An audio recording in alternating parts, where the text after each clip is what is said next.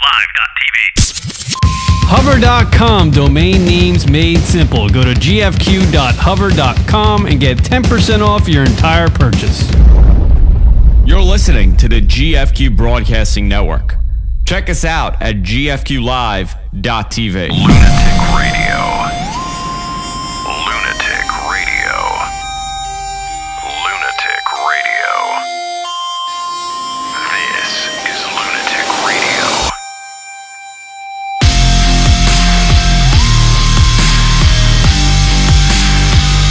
Good morning. Wow. What up, everybody? I guess it's the Kieran McCann's Lunatic Radio show. As Andrew's teaching me how to use the new studio. I'm giving him signals. I can. Dude, I don't know how many times you came over here and tweak with these levels, even though I'm going to be tweaking them throughout the entire show. You got to get used to it, man. Totally not used to this morning thing, no.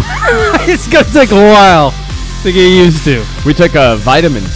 Yeah, Alpha Brain. They're not working too well. No. I feel dumber. Yeah, Rock and I, for the night show on Mondays, decided to buy some Alpha Brain instead of drinking heavily all the time. So, we were actually talking about it last night on the radio program, the LRLunaticRadio.com show, the OG show, as I like to call it now. You guys didn't drink last night? No, we did. Okay. But we were talking about taking Alpha Brain because instead of drinking on the show at night, you know. Yeah. And he was talking about it like we were, you know, gonna smoke weed behind the house or something. And Alpha Brain is a completely legal and natural supplement. What's in it? Let me see. It's brain food, people. You got B6. You got GABA, AC11, GPC chlorine. I don't even know what the hell that is. There's a lot of it's a lot of shit. There's a lot of doctor stuff in it. Supposed to make us feel good. So, Alpha Brain, everybody. Go get it. Anna.com. I don't know why I'm promoting them. I'm not a sponsor, but maybe one day. Who knows? Yes, brand new show, everybody. Morning show. Andrew and I were talking before the program today how we're just losers. Everybody else is at their real jobs. Yeah, why can't we have a... We were talking about, like, we're getting ready here. Like, Kieran comes in at, like, 9 o'clock. Yeah. And he's like, yeah, I got this, I got that, I got coffee. I'm like, you know, we could be working right now. Like, the effort that we're putting into this nonsense. Yeah. We could have a real job and be making some serious money, you know? Honestly, yeah. We should be at work doing real jobs. I should be digging a ditch somewhere. And Andrew should be maybe at an IT place. I don't know what he would do if Andrew wasn't doing internet radio. But, yes, it is kind of odd to be doing internet radio in the morning. I guess we're the first of our kind. I don't know how many internet radio shows out there are actually broadcasting in the morning. I mean, it's late morning in the east, but it's the morning show in the west. For the people out west, it's just a little after 8 o'clock in the morning. Well, if you're talking about like a radio guy, right? Like radio people like do morning shows online, like that happens. But I'm talking about like two nobodies. Yeah, two. I don't think two nobodies are waking up at 11 to do a morning show. The only time I ever smelled an actual radio studio is when I was an intern getting coffee for people. Well, you were at NEW. Yeah, NEW in New York, which is no longer. But it is kind of odd to be doing an internet radio show in the morning. And I guess that was our idea a couple months ago. We were just like, you know what, let's do a morning show every day and see how that goes on the internet. So that's what we're going to do for you people with the this show, Kieran McCann's Lunatic Radio. Andrew will be hanging out with me co-hosting this radio program. Where the hell am I going to be? Yeah, no, where else is he going to go? There's no other option. There's no place for me to go. I know. I was actually, I had to sleep on Rocket's couch last night after I did the night show. And I'm sleeping on the couch, and I just took a 2-hour nap because I had to do work for this show. So I woke up, and I was just like, what the fuck am I doing? It's like it's literally 2:30 in the morning. I'm going to go do a morning show for the next 3 days, in which I'm not getting any money for as of yet. So it's costing me money. Yeah. And I'm just like, what am I doing? I'm like, I'm in my mid-30s. What am I doing? Playing radio on the internet. But, you know, I think it's going to be fun. We'll have, I think we'll have a good time with this. And I hope the people will too out there. I hope. I don't know. Hopefully. You know, It could be utter crap. it's cool to be able to watch the news and stuff and see what's going on there. Yeah, every that's day. a different thing because I don't do a morning thing either. I mean, the earliest show that I do is at 4 o'clock in the afternoon. I mean, there's been times that we've done like specials at like 2 o'clock, 1 o'clock, but I've never done a show this early, and it's a totally different vibe. I mean, doing nights Yeah, it's for the last 12 decade. years. Yeah. You've been doing this for a decade. You can tell I've been doing night radio for the because I have an alcohol problem and now I'm popping pills like they're going out of style. So yeah, night radio is not a good one to do. Luckily, the morning show here we won't be drunk on, so that's at least for now. Who knows? I think eventually. I think by like week 2. We might have to do a drunk show to get through it all. But we got a lot to do on the radio program, so we'll get to all that at some point in the show. Phone number is, people, what is the phone number for the radio program? 646-233-4045. Right. Or they can Skype, Lunatic Radio. Yeah, and if you're watching live, the number's right on the bottom of the screen there on lunaticradio.com or gfqlive.tv. The number's right on the bottom. It's 646-233-4045. Taking your phone calls all day. And, yeah, that's what we'll do. We're creeping into this Kieran McCann's Lunatic Radio thing. We'll have some guests eventually, I guess. And, it'll pretty much be a talk morning show. Not your Z Morning Zoo type thing, but it'll be, It's a 3-hour show. I mean, it's not like an hour thing, Yeah, absolutely. No, last night you touched on something interesting. Last night I was looking up other, like, internet radio programs that's, like this. It's not like they're not playing music or they're not doing like a zoo thing, but there's really nothing like this, like middays, or mornings. No, I mean, everybody that does an internet broadcast probably has a job or is jobless and sleeps till 3 in the disabled, afternoon. yeah. You know what I mean? And they get up and they do it once a week and it's at 9 o'clock at night and they're half baked, they're drunk or something. Or they're just finding the time in their day to do it. They're not waking up in the morning and going, I got to do my podcast today or my internet radio broadcast today. I hate the word podcast, by the way. You hate it. I was talking about that with Spencer the other day and how I hate the term podcast. And it just means, like, to me, and there are a lot of good podcasts out there, obviously, but just the term means like shit. Yeah. Like, I absolutely hate the term podcast, and everybody does podcasts, first of all. Yeah. Like, if you're some sort of shitty comedian, there's some good comedians, but there are a lot of shitty comedians. They're like, oh no, I do a podcast. You want to come on my podcast? I get those every day, and I'm like, yeah, okay, let me look it up. And it's some guy, his website is like from 98, and he's like just bullshitting into a microphone, and he's like, I do a podcast. He's like, I do what you do. I'm like, you don't do what I do. First of all, some people do it a little bit more extreme, Yeah, like Andrew yeah. and myself over the years. We may be on the same level as money, but you don't do it at the same level as Kieran and I. Yeah. What's kind of sad is that they're making just as much money as we are. The 16-year-old kid at home is doing the basketball podcast for an hour is making as much money as I am doing right now. I've spent about $30,000 in this, and Jess doesn't know that. My wife doesn't know that, so she doesn't. Well, need to she know. might know now. Yeah, she's like, I don't know why the bills aren't getting paid. I'm like, yeah, I don't know either. I'm like, maybe you should make a couple more bucks. I don't know. How about you rack your brain a little bit there, wifey? She's like, oh, you got a new camera? I'm like, no, they sent it to me for free.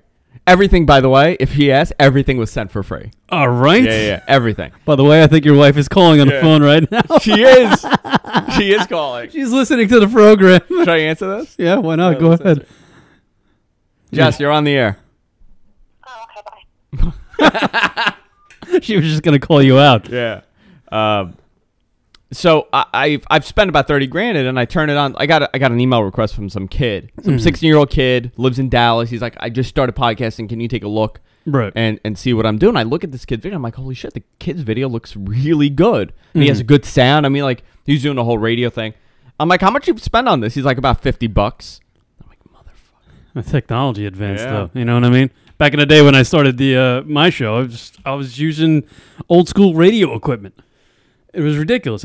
Everything cost a fortune. Well, for people who don't know, you started 10 years ago before podcasting took off. Nobody called it a podcast. No. What did you call it? Like internet radio? It was an internet radio broadcast, and I didn't even know if it was possible. I didn't know if I could record my voice on something and put it on the internet. And that's what I did, and it turned out to this, and now I'm addicted to it. and it sucks. It's ruining my life. Yeah. I wish I would. Last night I was actually sitting doing show prep for this, taking Alpha Brain from Onnit.com like I was going out of style because I'm trying to get my mind right. And It ruined your life, though, right? This whole program, like it totally. To be honest ruined with you, I think it might have. I mean, I'm like the 18-year-old girl that decided to go do porn. Yeah. And by the time you're 30, you're just like, what the fuck did I do? No. You decided to become an actress. Oh, right. You moved to Hollywood. You ended up doing porn. Yeah, but just showing your twat. Oh, there's millions of people around the country. I remember the first time like I thought about doing a podcast, and it was probably 2006, 2007. Like I was contemplating doing it, and I actually found you guys, you and Rock. I found your show, and I was going to contact you guys, and I've said it a ton of times that I thought you guys were the biggest assholes on the planet, so I never got in touch with you. So we give that impression. Yeah. But I thought about it in like 2006. I'm like, I can't do this. I'm like, it's going to take up way too much time. And then I got laid off from my IT job. I sold my business. I started working at an IT company. I got laid off. And Kunal contacted me. He's like, hey, I'm doing comedy now. I hadn't spoken to him. Like, we were never friends. Kunal is your co-host on Andrew Zarian show Thursdays on the GFQ network. He contacted me. He actually came to my wedding. He crashed my wedding. And he was high on ecstasy at my wedding. And he just told us this. Yeah, never known him to be a drug addict. Oh, yeah. He was out of control. Good for him. He was totally fucked up on ecstasy at my wedding. And he contacted me like a couple months after. And he was like, hey, I want to do this thing called a podcast. You want to do it? And we tried it on Skype, and it was awful. Then it took us like 8 months to kind of like develop the idea. Right. And then we started doing it, and I fired him like 2 weeks later because he was out of his mind. And then I started the network. I started GFQ, and it's been downhill since. Right. I mean, it's really like taken over my entire life. Yeah, I was doing my damn show before 9/11. Yeah, that's a while. And it's a long time, man. I know, but you were a fan of radio. I mean, that's what it was. Yeah, no, it's a dumb thing to become a fan of. Like I was just saying, I am literally like that 18-year-old hot piece of ass chick that decides to go into porn and thinks it's a good career move when you're that age. You know what I mean? I was 22 years old. I'm like, I'm going to go do radio. And I'll make it at some point. And I'll be fine. I'll be living the life. And I'll have the girlfriend and this and that. And here I am now. I got none of that. I had a girlfriend once. Did you think you were going to go like into the internet area? Or you thought you were going to like intern at NEW, get hired possibly, be a producer? Because I thought I was doing something that was different.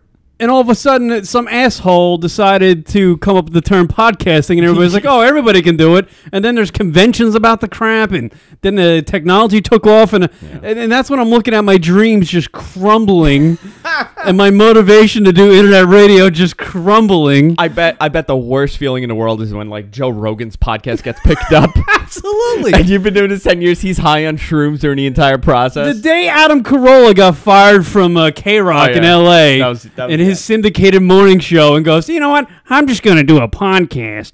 I'm like, crap. Here we go. It's over. It's over. over. You thought you were onto something. I think that's when Adam, Rock, and I just started drinking on the show. We're just like, it's over. If Adam Carolla and Joe Rogan are doing podcasts, I think we should take our podcast in a new direction. Just get But I mean, completely hammered. look at it this way. I mean, the network, GFQ, we have about 2 million people a month that watch. Now, out of those 2 million, of course, we don't know how many of them are actually watching, but we have 2 million viewers. Like background noise. Background, yeah. Who knows? Who knows if they're listening? They might like to fall asleep to it. Right. But we have 2 million people. I mean, for nobody to get 2 million, we're a bunch of. I mean, technically, we're not celebrities. We're not. It's all your hair, man. It's all the hair. People love the hair product you use. Yeah. You got fabulous hair. You It's don't really have wax. hair for radio. That's what I'm saying. You got hair for TV. For TV. I'm hanging on to it, man. My biggest fear. That's Going my biggest bald? fear. Oh, my God. It ruins me. Fucks me up so bad. I'm constantly checking out I'm going gray. And that's why Andrew has been teaching me, he's like, you should dye your hair. I'm like, why? He's like, you just should. We have the video. We should play it one day on the show. I'm not playing that video ever. Man.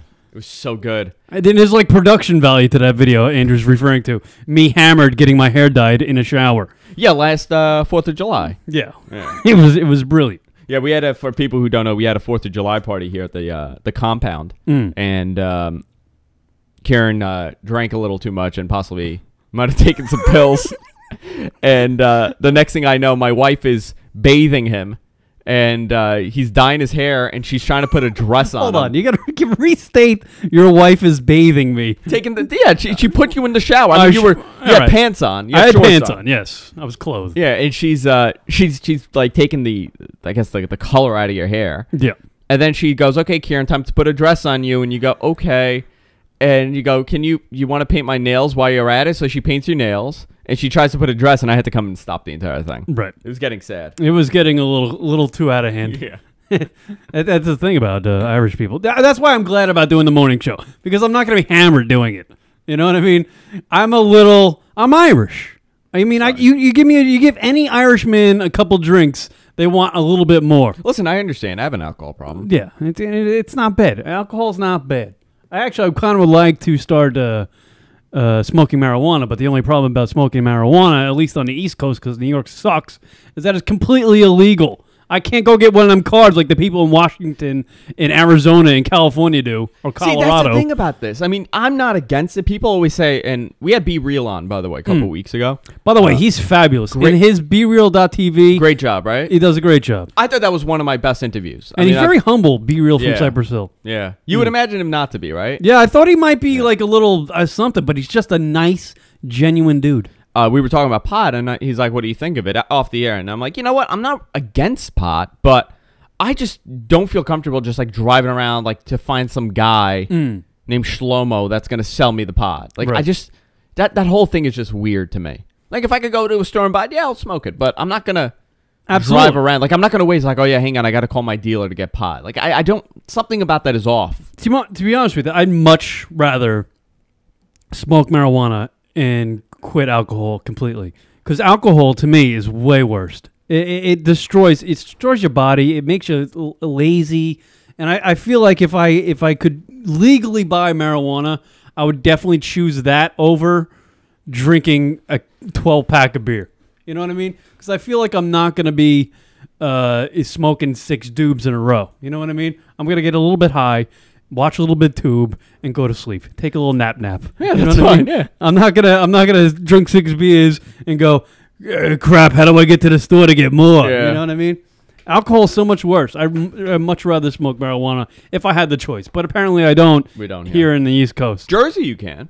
You can smoke medicinally. You can but they're strict. Like you're not getting it for like a headache. Yeah, but you know what? Anybody can get a medical marijuana card. My ex-girlfriend got one. And I think her infliction was that she was blonde. Yeah. She's like, I'm blonde. Oh, the guy's like, here you go. Here's a marijuana card. No, Go in ahead. California, it's really easy.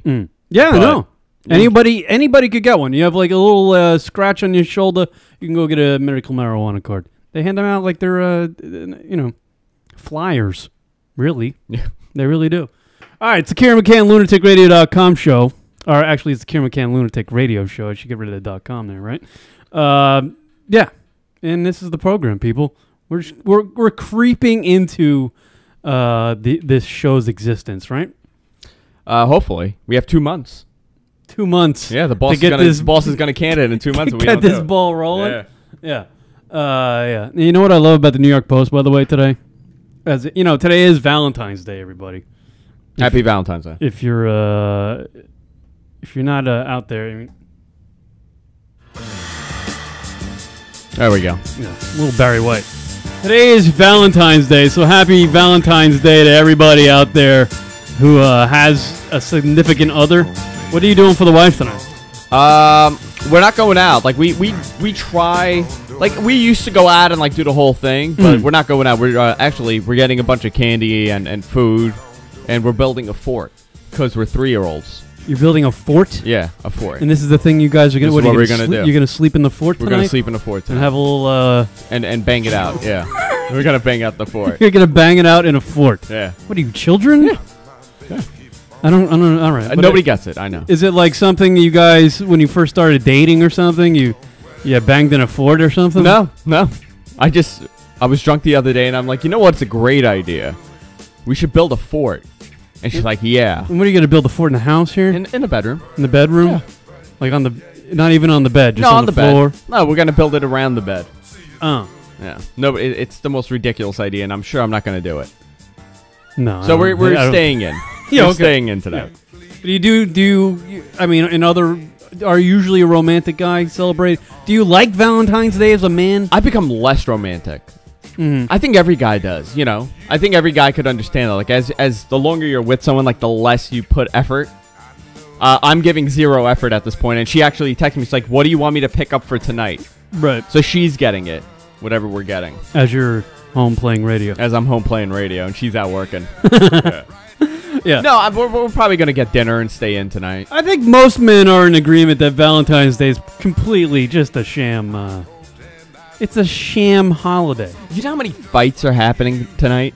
Like, how many couples are gonna get into a vicious fight because the guy didn't do what she expected? Mm-hmm. Like, it's gonna be. I assume maybe half of every couple gets into a fight tonight. Yeah, and I think it's a holiday for men to go do stuff for the women. Because every time I watch the CNNs and the Fox Newses and Access Hollywoods of the world, and they're bringing up the topic of Valentine's Day, they're always like, "Oh, you guys out there, don't forget," you know, or any commercial on the radio. Yeah, they're putting pressure on you. Yeah, they're pressuring on the men to get the gift for the women. I mean, do women go out and get gifts for the guy? I don't remember. I mean, the last time I celebrated Valentine's Day when I had a girlfriend, I got completely wrecked.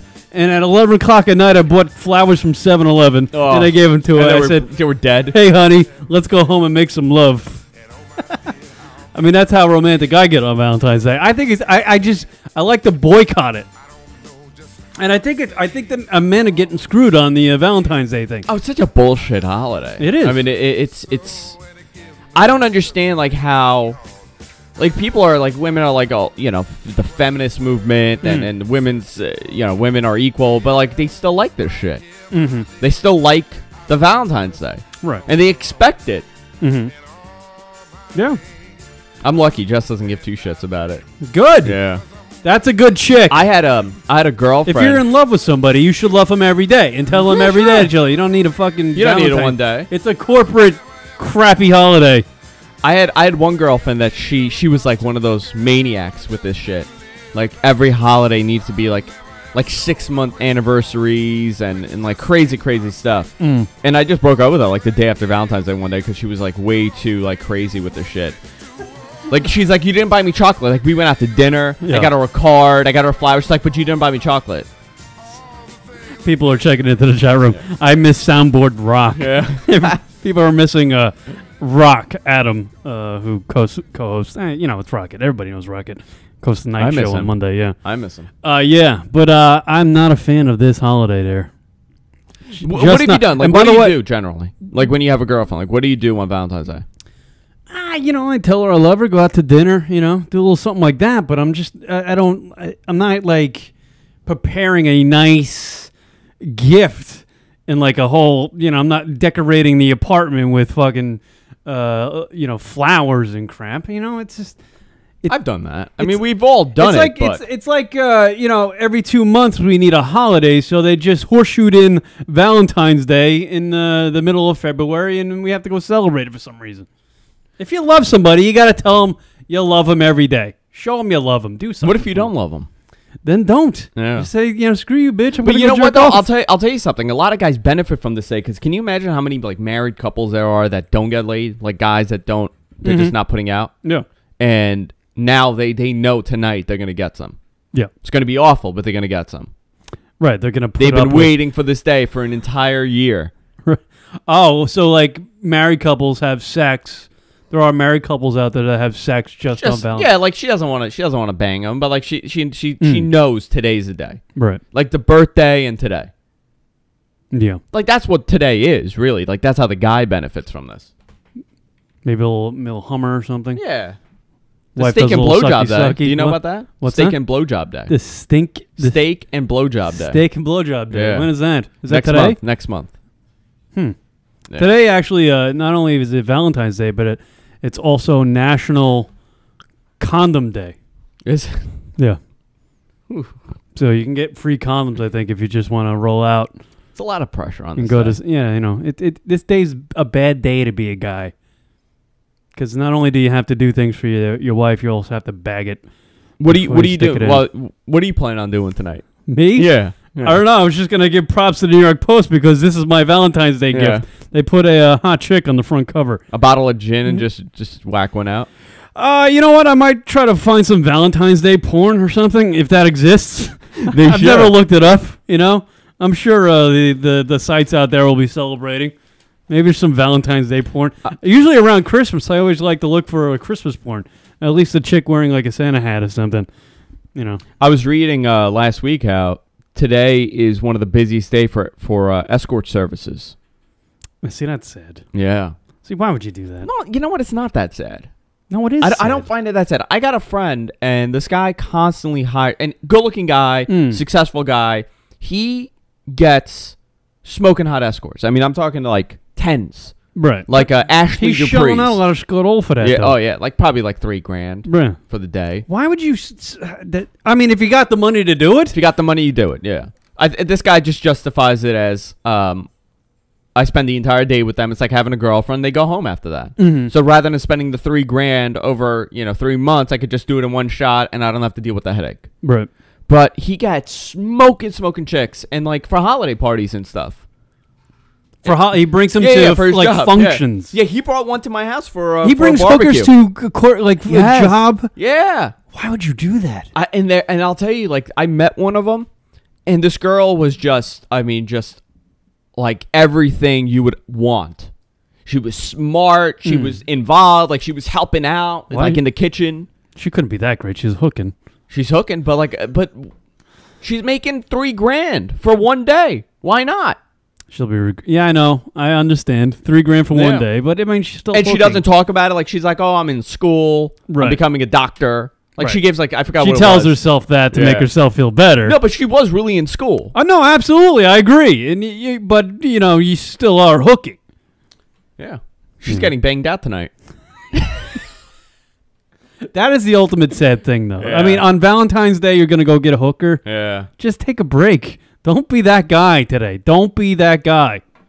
If there's guys out there contemplating going to get a hooker it's all today, about getting laid, man. Just take a TO, go home, watch some Sports Center, rub one out, and go to bed. Call it a day. Call it a day. Not on Valentine's Day. Get a bottle of wine. Sit there wine. by yourself. Yes. Get all depressed. Throw in some Barry White. Or that's what you're doing tonight. Whatever. Yeah, I'm going to be doing that. What's Don't Rock worry, doing? Huh? What's Rock doing? You and Rock aren't doing anything together? Rock will be probably manscaping himself today. Yeah. With a little glass of wine. Well, that's an event for him. He'll be in the shower with a rose in his mouth, just shaving his hairy ass. It's a good night for him. Single Rock, he's the best. Are you staying there all week or? No, I'm going. I got so much work to do. This morning show thing's driving me crazy already. 28 minutes in. I'm 20 minutes. We got another 2.5 hours. Yeah. All right, everybody. We'll do a break. We're just getting set up on the Kieran McCann's Lunatic Radio Show. Andrew Zarian hanging out. We'll take a break. We'll come back with some other crap right after this. You want to play a break for me? So you're not even up with the breaks. I can't play a break. Oh, I played a break. Yeah, you're playing a break. I thought you were playing the breaks. No. All right, here's the break. Go on a break. Coming back right after this. You're listening to the GFQ Radio Network, GFQLive.tv. You can get all the audio shows from the GFQ network while on the go with Stitcher Smart Radio. Stitcher is a free news talk mobile app available for your smartphone. And when downloading Stitcher to hear GFQ, you have the chance to win some money. That's right, some money. Downloading is quick and easy. Just find Stitcher at the App Store. Download it. It's free. Just takes a few seconds. Then during your registration, hit the promo code box and enter GFQ to get automatically entered in to win $100. $100, people. The latest episode will always be waiting for you in your favorites. Always available to you on demand, no syncing. It's Stitcher Smart Radio. Don't forget to enter the promo code GFQ when you register. Hey, it's Andrew from The Andrew Zarian Show. Watch me live every Thursday at 7 p.m. East. We have Coco there, even though I can't really stand him and I don't want him here, but he's still here. We have Kunal Aurora, we have Jessica, and me, of course, Andrew Zarian on The Andrew Zarian Show. 7 p.m. East. Check it out every Thursday here on the GFQ Broadcasting Network. By the king, they don't like it when I decide to make it. What up, Lunatic Radio? This is Arizona Steve, and I am Lunatic Radio. And Lunatic Radio rocks my girlfriend's box. Yeah. Oh, he's a goner by the time I get to Arizona. Follow Kieran McCann's Lunatic Radio on Twitter, everybody. That's twitter.com/Lunatic Radio. Twitter.com/Lunatic Radio. Wednesdays on the GFQ Network. Check out the Chauncey Hayden Show, broadcasting live from Sapphire's New York City, where Chauncey interviews celebrity guests, musicians, artists, everything you can imagine, and a whole bag of crazy. Every Wednesday night, 6 p.m. East here on the GFQ Network. Check it out, gfqlive.tv. Miss some of the live show? Be sure to check us out on iTunes and download the show located in the podcast directory under comedy. That's Lunatic Radio, iTunes, podcast, comedy category. Because we're That's lunaticradio.com/iTunes to download the show. You're listening to the GFQ Radio Network, GFQlive.tv. Hey, this is Wangry from Pinehurst, North Carolina, and just calling to let you know that we're not drunk yet, but we will be. So this is call one of many to come, and I am Lunatic Radio.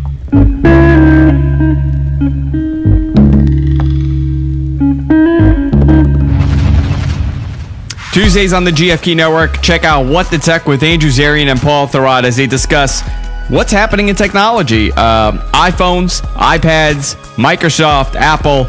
This is the place to get your information every Tuesday, 4 p.m. East on the GFQ Network and exclusively on gfqlive.tv. And now back to Kieran McCann's Lunatic Radio on the GFQ Broadcasting Network.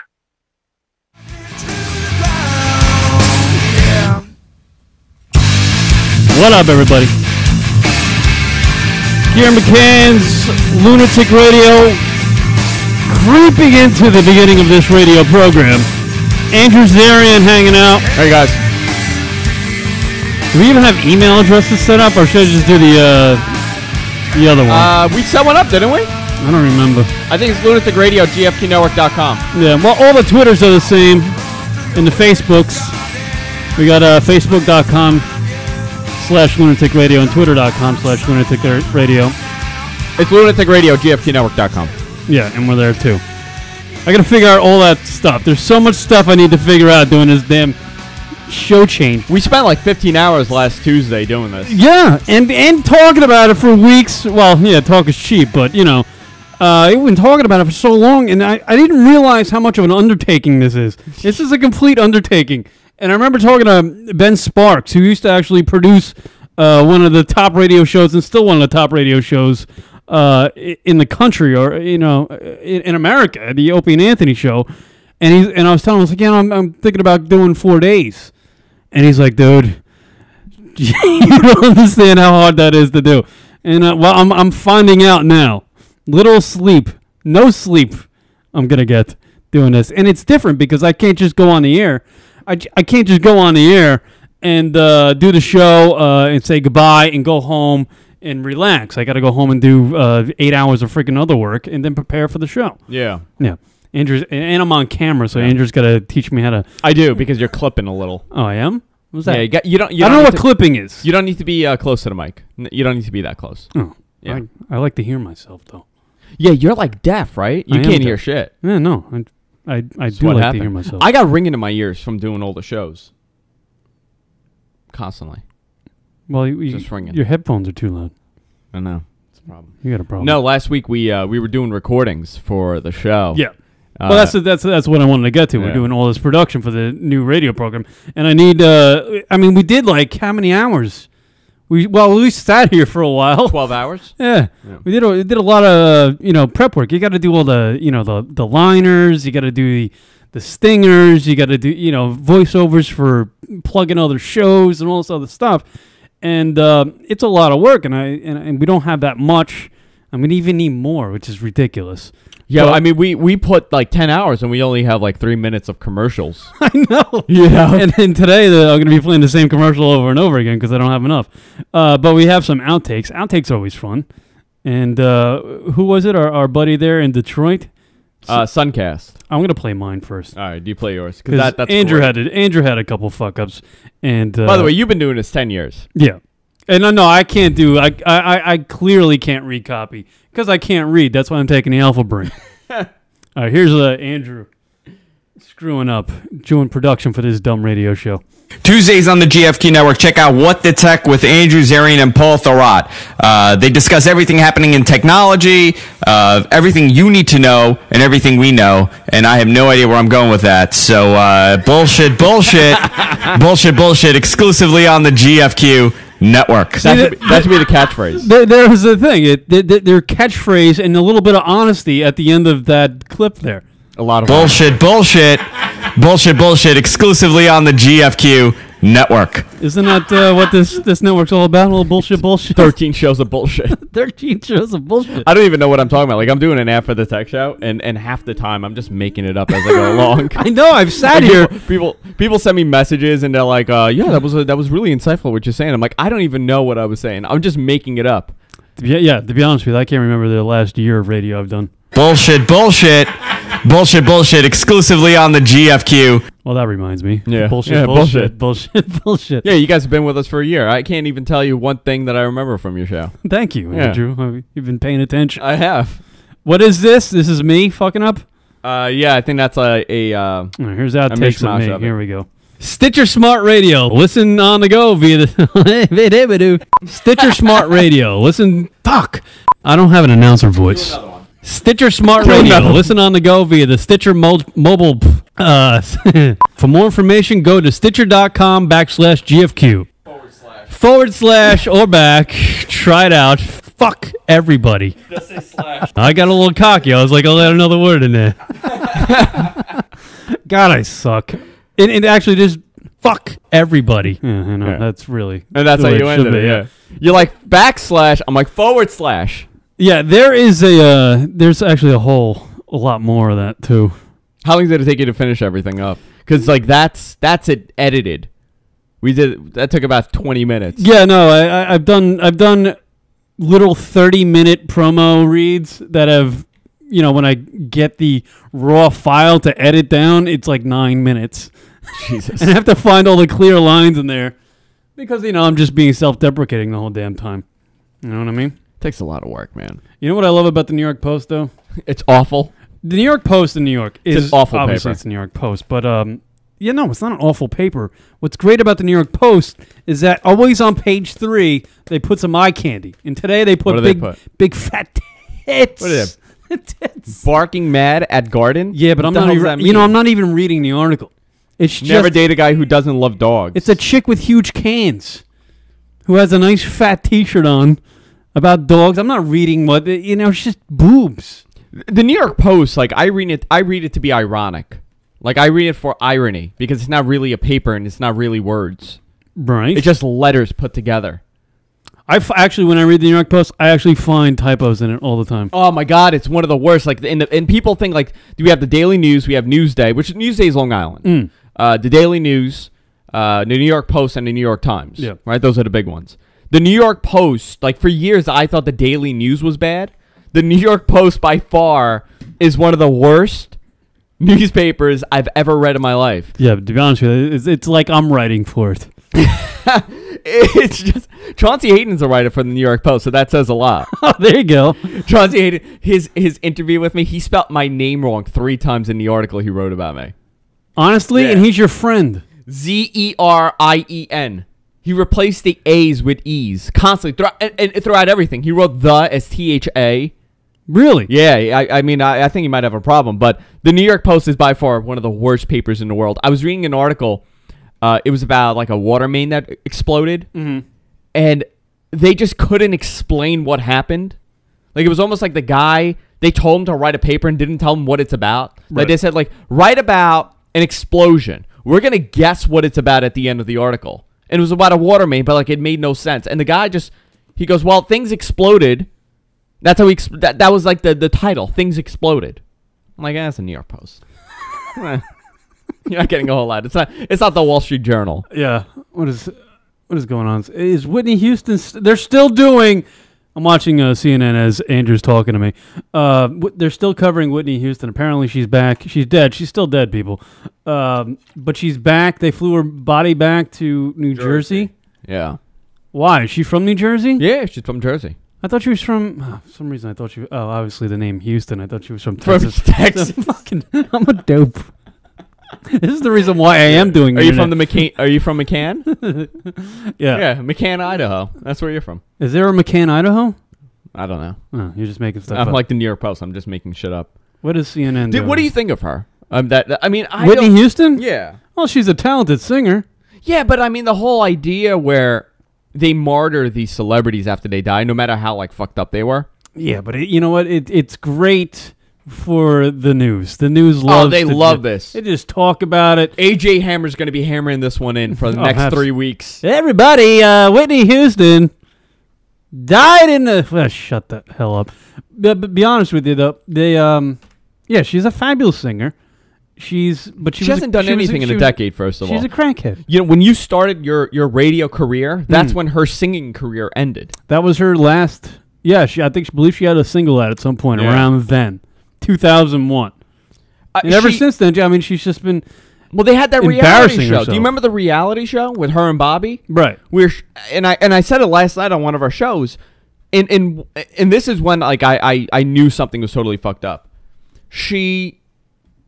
Her and Bobby were talking about how when one is constipated, they'll manually remove the feces from the other one's ass. Mm. Oh, with their hands. Really? Yeah. Bobby would do that to Whitney? Bobby would do that to Whitney, or Whitney would do that to Bobby. Like, they were love talking right about there. that. Or both would do it to each other. That's love. That is love. And I'm like, I can't believe this is Whitney Houston. Mm. Like, this is one of the... I mean, she was a beautiful girl, too, when she was younger, too. Right. I mean, beautiful girl, unbelievable singer, and now she's picking the shit out of Bobby Brown's ass. That's where her life has led her. So she sang the national anthem at the Super Bowl. Yeah. Known worldwide, yet she's still ghetto enough to dig into a man's ass and take out a log. That's love. That is love right there. You know what? She's a good person. Someone in the room said that's a nice Valentine's Day story. It really is. That's love. Maybe people should do that on Valentine's Day for their loved one. Listen, nobody will ever question you. That would be the ultimate Valentine's Day gift. You could do whatever the fuck you want after that. If you're taking shit out of your loved one's ass. I'm surprised that marriage didn't last if that's going on. Bobby. That's the ultimate intimate. Bobby, you crazy, Bobby. To be honest with you, I've never even seen my asshole. I don't know what it looks like. I'm sure what Bobby Brown's never seen his asshole, but yet Whitney has. What is Bobby doing now? Well, apparently New Edition is still selling out arenas. Are you kidding me? But Bobby just got rid of that whole tour. I'm sure the rest of the guys in New Edition are all pissed off that Whitney died because now their Scott O was all gone. I'm sure they're loving that they're playing. I'm looking if he commented. What, about Whitney's death? Yeah, I'm looking to see if he put out a comment or. I believe allegedly he might have said, fuck the bitch. He might have said that. I'm not sure though. No, he's there. He's worried about the daughter because the daughter's stressing out. She's in the hospital because her mom's dead, and everybody in the world's talking about how she's a crackhead. He wrote, he's really sorry. He's saddened. He's deeply saddened. Where are you reading this. that? You're not reading that. No, I am. I swear to God. I'm reading it in MTV. I'm surprised that he is, that marriage didn't last. That amazes me that you can dig crap out of another person's butt and divorce them at some point. And divorce them. And they just got a divorce. I mean, not too long ago. 2006, 2007 they got a divorce? I'm not sure when it was. They were together for way too long. It was 15 years, I think. Yeah, that's long for them. Like, you would imagine... That's a pretty good Hollywood wedding. 15 years. Marriage. I'm approaching... How many years am I approaching? Yeah, but you're not exactly Hollywood. You're Queens. No, but I'm almost out, though. Like, my marriage is almost finished. Are you serious? Oh, yeah. Yeah. I give it a couple more years. Are you saying that? Are you joking? No, I say it all the time. I'm like, when she gets the opportunity, she's out of here. She's waiting for me to, like, get some money, so then she can leave and get some money from it. I'm 100%. You're 100%. I'm positive. I tell her all the time. I'm like, if you're smart, you would wait to divorce me till I make a couple bucks, because then I'm getting more than you are. And what would you do if you were single? We talk about that all the time. Actually, that's a game that her and I play. Like, what would we do? She said she would marry a rich older guy, which I don't blame her. I would probably just find some 18-year-old Russian girl. Why Russian? I don't know. They're easy. They want their green card. They'll do whatever you want. Yeah, because they come over in cargo containers. Yeah. You just pick them out. You're like, he'll take anything. Those Russian bros, they just ship them over on those boats. But the Whitney thing, I mean, you look at her and you look at what happened. Like, she became this crackhead. I mean, she was a joke, and now they've martyred her, and they made her into this, oh my God, poor Whitney. You were making fun of her the week before. It's the same thing as Michael Jackson. When these celebrities die because they're celebrities, they forget about all the awfulness. And they just remember the good. I'm like, Michael Jackson was an alleged child molester and a junkie. I mean, he was a junkie. He didn't die. Well, she was a fabulous talent. Yeah, but she was a junkie too.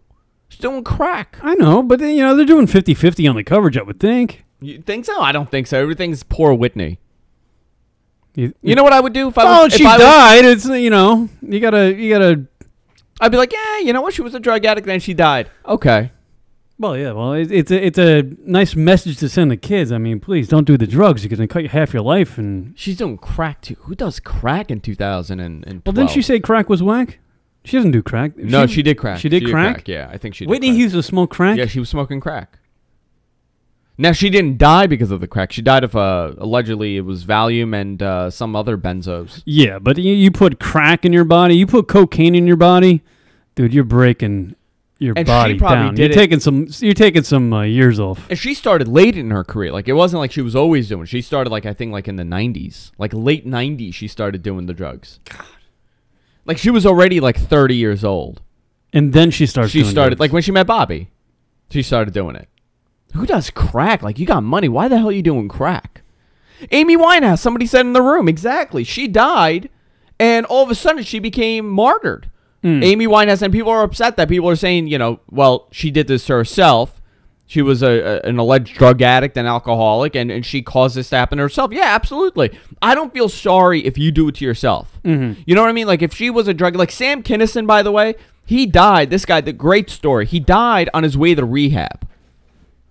He got into a car crash on his way to rehab. I kind of feel bad for him. Right. Like, I could kind of understand. Like, he was trying to fix his life, and that happened. Whitney Houston died in a bathtub ODing on Valium. I find that funny in a way, actually. I don't feel bad. I feel nothing. But there are people out there, like on Facebook, you could see it all over. People are just devastated. It's just, it's sad. I mean, she's a great talent. Yes. I mean, and you can also tell, I mean, who's that broad, Jennifer Hudson, who sang her song at the Grammys the other night? Yeah. And she's, Jennifer Hudson is supposed to be the great voice for women now. I guess Adele. Her husband's a pro wrestler. But Jennifer Hudson sang that song the other night. It was a Whitney Houston song in dedication to Whitney Houston passing away. And she clearly didn't do it anywhere near as well as Whitney sang that song. You know how many singers there are? But here's the thing. Do you know how many people in the world exist that sing better than Whitney Houston? And we'll never hear about them? The lady, I feel bad because she died, but she was an absolute fabulous. She was a great talent. I'm not like a fan of hers. I wasn't going out, buying her albums or anything. But she was a great talent. It's very sad that her freaking life ends because she drank a couple glasses of wine or too many and took some Xanax. She thought that was a good idea and then took a hot bath. You're gonna pass out. She was having a Saturday night for me.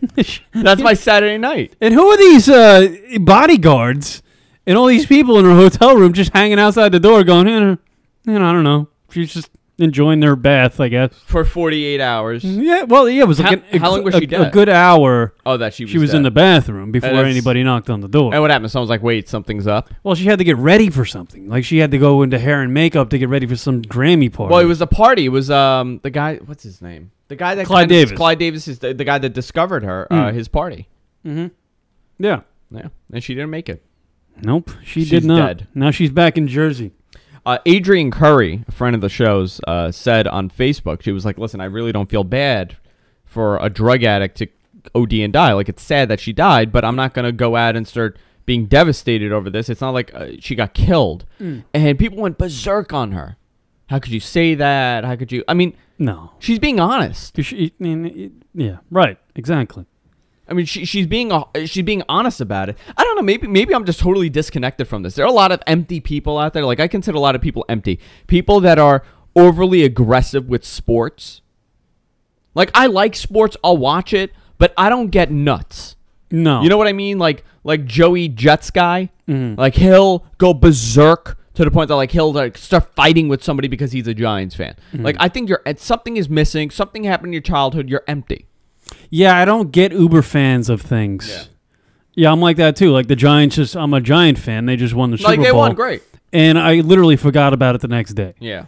I'm not like going to the parade or wearing my Giants cap around the town, or or posting or buying all the posters of the players or something. I'm not, or buying even the next day's paper with the picture of the Giants on front. I don't get uber fans of, like, and the people that are crying because Whitney Houston died. I don't get that. I think you're right. There's some sort of like a mental disconnect.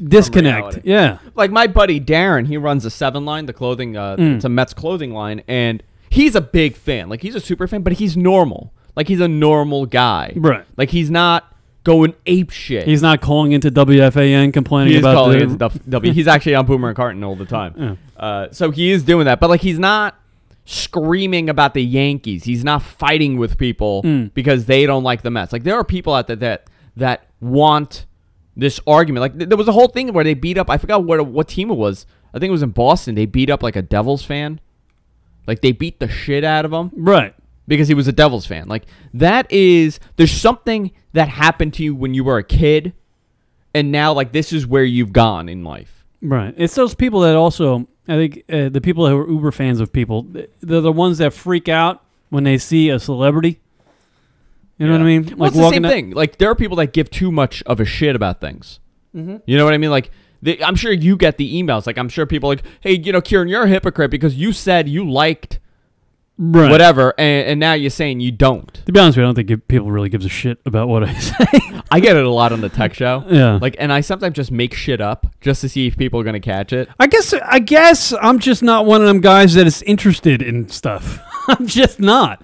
Like, maybe I'm a little self-centered. Maybe because I'm self-centered is because I'm not a huge fan of things. Maybe the people that are huge fans of Whitney Houston and sports teams and or rock bands or stuff like that, maybe those people aren't self-centered. Do you go to concerts? Yeah, but I to be honest with you, if I've been to a sporting event or a concert, I've never paid for the tickets, ever. I've never paid for a concert. I went to I used to work for Aramark that did you know what they do? No, I have no idea. They, like, at Shea and at the Coliseum, they do all the concession stands. And I used to work for them. I was a secret shopper. So my goal was they would give me like $100 and they would tell me to go buy alcohol. And I would get tickets to go see whatever I was doing. Like, if it was a game, I would get tickets to see the game. And they would give me $100 and I would have to make sure I don't get ID'd. And I was like a rat. I would report them if they didn't ID me. Right. And I used to go to like all the Mets games and stuff, and I used to go to Jones Beach for the shows. Right. And I went to who sung the song Iris?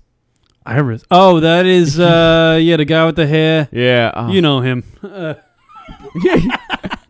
guy with the hair. That's every band. Yeah, I don't know. I forgot what it was. Did he lose his voice or something? No, you're talking about Creed. It's like the Nickelback of the early 90s. Yeah. I'm trying to find. They're all the same, right? Not Oasis. Gonna get you where you are. Google Dolls. Google Dolls. Yeah. I went to a Google Dolls. Thank God concert. I didn't remember that name. I went to a Google Dolls concert. Really? This is like, you're admitting that. Yeah. Oh, I was working. Just got loaded that day and started fighting with them. So where were we going with the story? You work for the. So I was working there, and I would just see these people just go ape shit. Right. About like the game. And I was at a Mets game once, and there was this guy, and they were sober. I mean, they weren't drunk, and they were pulling in, and this guy goes, you're coming to a Mets game, but you're wearing a Yankees hat, and started fighting with this guy, and he had a kid with him, and he was just calling the guy out in front of the kid, and the guy's like, listen, dude, like, chill, I got my kid here, and the guy was just going at it with him. Right. So the guy's like walking and he's following him. The guy with the kid just turns around, just swings at him, just nails him. The guy spun, and remember at Shea how it's like almost like you go around like this to go up, like to the seating. The guy just starts tumbling down one by one. Oh, the walkways. Yeah, and the security guard saw the whole thing happen. He's like, Yeah, I don't get that. I don't get where you have to be such an uber fan about something that you have to be pissed at the rival team or just another fan of a rival team. I don't get people who get all caught up in the being a fan of something so much to where you're crying about it. People do that with like singers. I know, and I don't understand it. It changed my life. Yeah, you're right. There is a disconnect. Yeah, when if you're like this out there listening to the program right now, call into the radio show. 646-233-4045. If you're an uber fan of something, a sports team, an athlete, a singer, if you're a big fan of Whitney Houston and you're devastated about her death and her dying and passing away, call into the show because we really want to dissect your brain. We want to find out. We're not going to be mean-spirited about it. I just want to know. I just want to know why. I don't know. I question myself too. I'm questioning myself. Is it because I'm self-centered and I'm worried about me, I that I'm not caring enough about other things? But like you look at I love my family. But do you ever wonder like who goes to these concerts and who likes these people? Like you look at someone like Pink, right? Yeah. Like she'll play on the radio, but like who goes to a Pink concert? Why do you go to a Pink concert? Well, yeah, I guess it's like fat girls from the Midwest that are sad. Right. Right? Like, that's who goes. Mm-hmm. I just don't get it. Like, I don't get this whole connect. But I can't connect with people. Right. I'm not like a normal person. Like, to be honest with you, if like Paul McCartney, now I know the young kids out there. No clue who he is. If you read BuzzFeed Grammy night, most of anybody under 15 is like, who's Paul McCartney? Isn't that the saddest thing in the world? Like, these kids don't know who Paul McCartney is. They didn't know who Paul. There was thousands of kids. There was a article on BuzzFeed. And it just took shots of Twitter pages, Twitter accounts, and they're all young kids going, who's this Paul McCartney guy? I mean, granted, it was a shitty song that he sung. Right, but you should know who the hell Paul McCartney is. Somebody goes, who's this old lesbian on the stage? I thought that was the funniest thing. I mean, it was amazing. But, like I was saying, if Paul McCartney walked into this room right now, I really wouldn't be... I'd be amazed that he's here. Would you be starstruck? But yeah, right. I wouldn't be. I wouldn't be starstruck. I honestly wouldn't. He's just a normal person. Like I don't get like that with people. Like when Mike Piazza worked for or played for the Mets, and he was the superstar that he was, catcher. He was a major league all-star. Great catcher.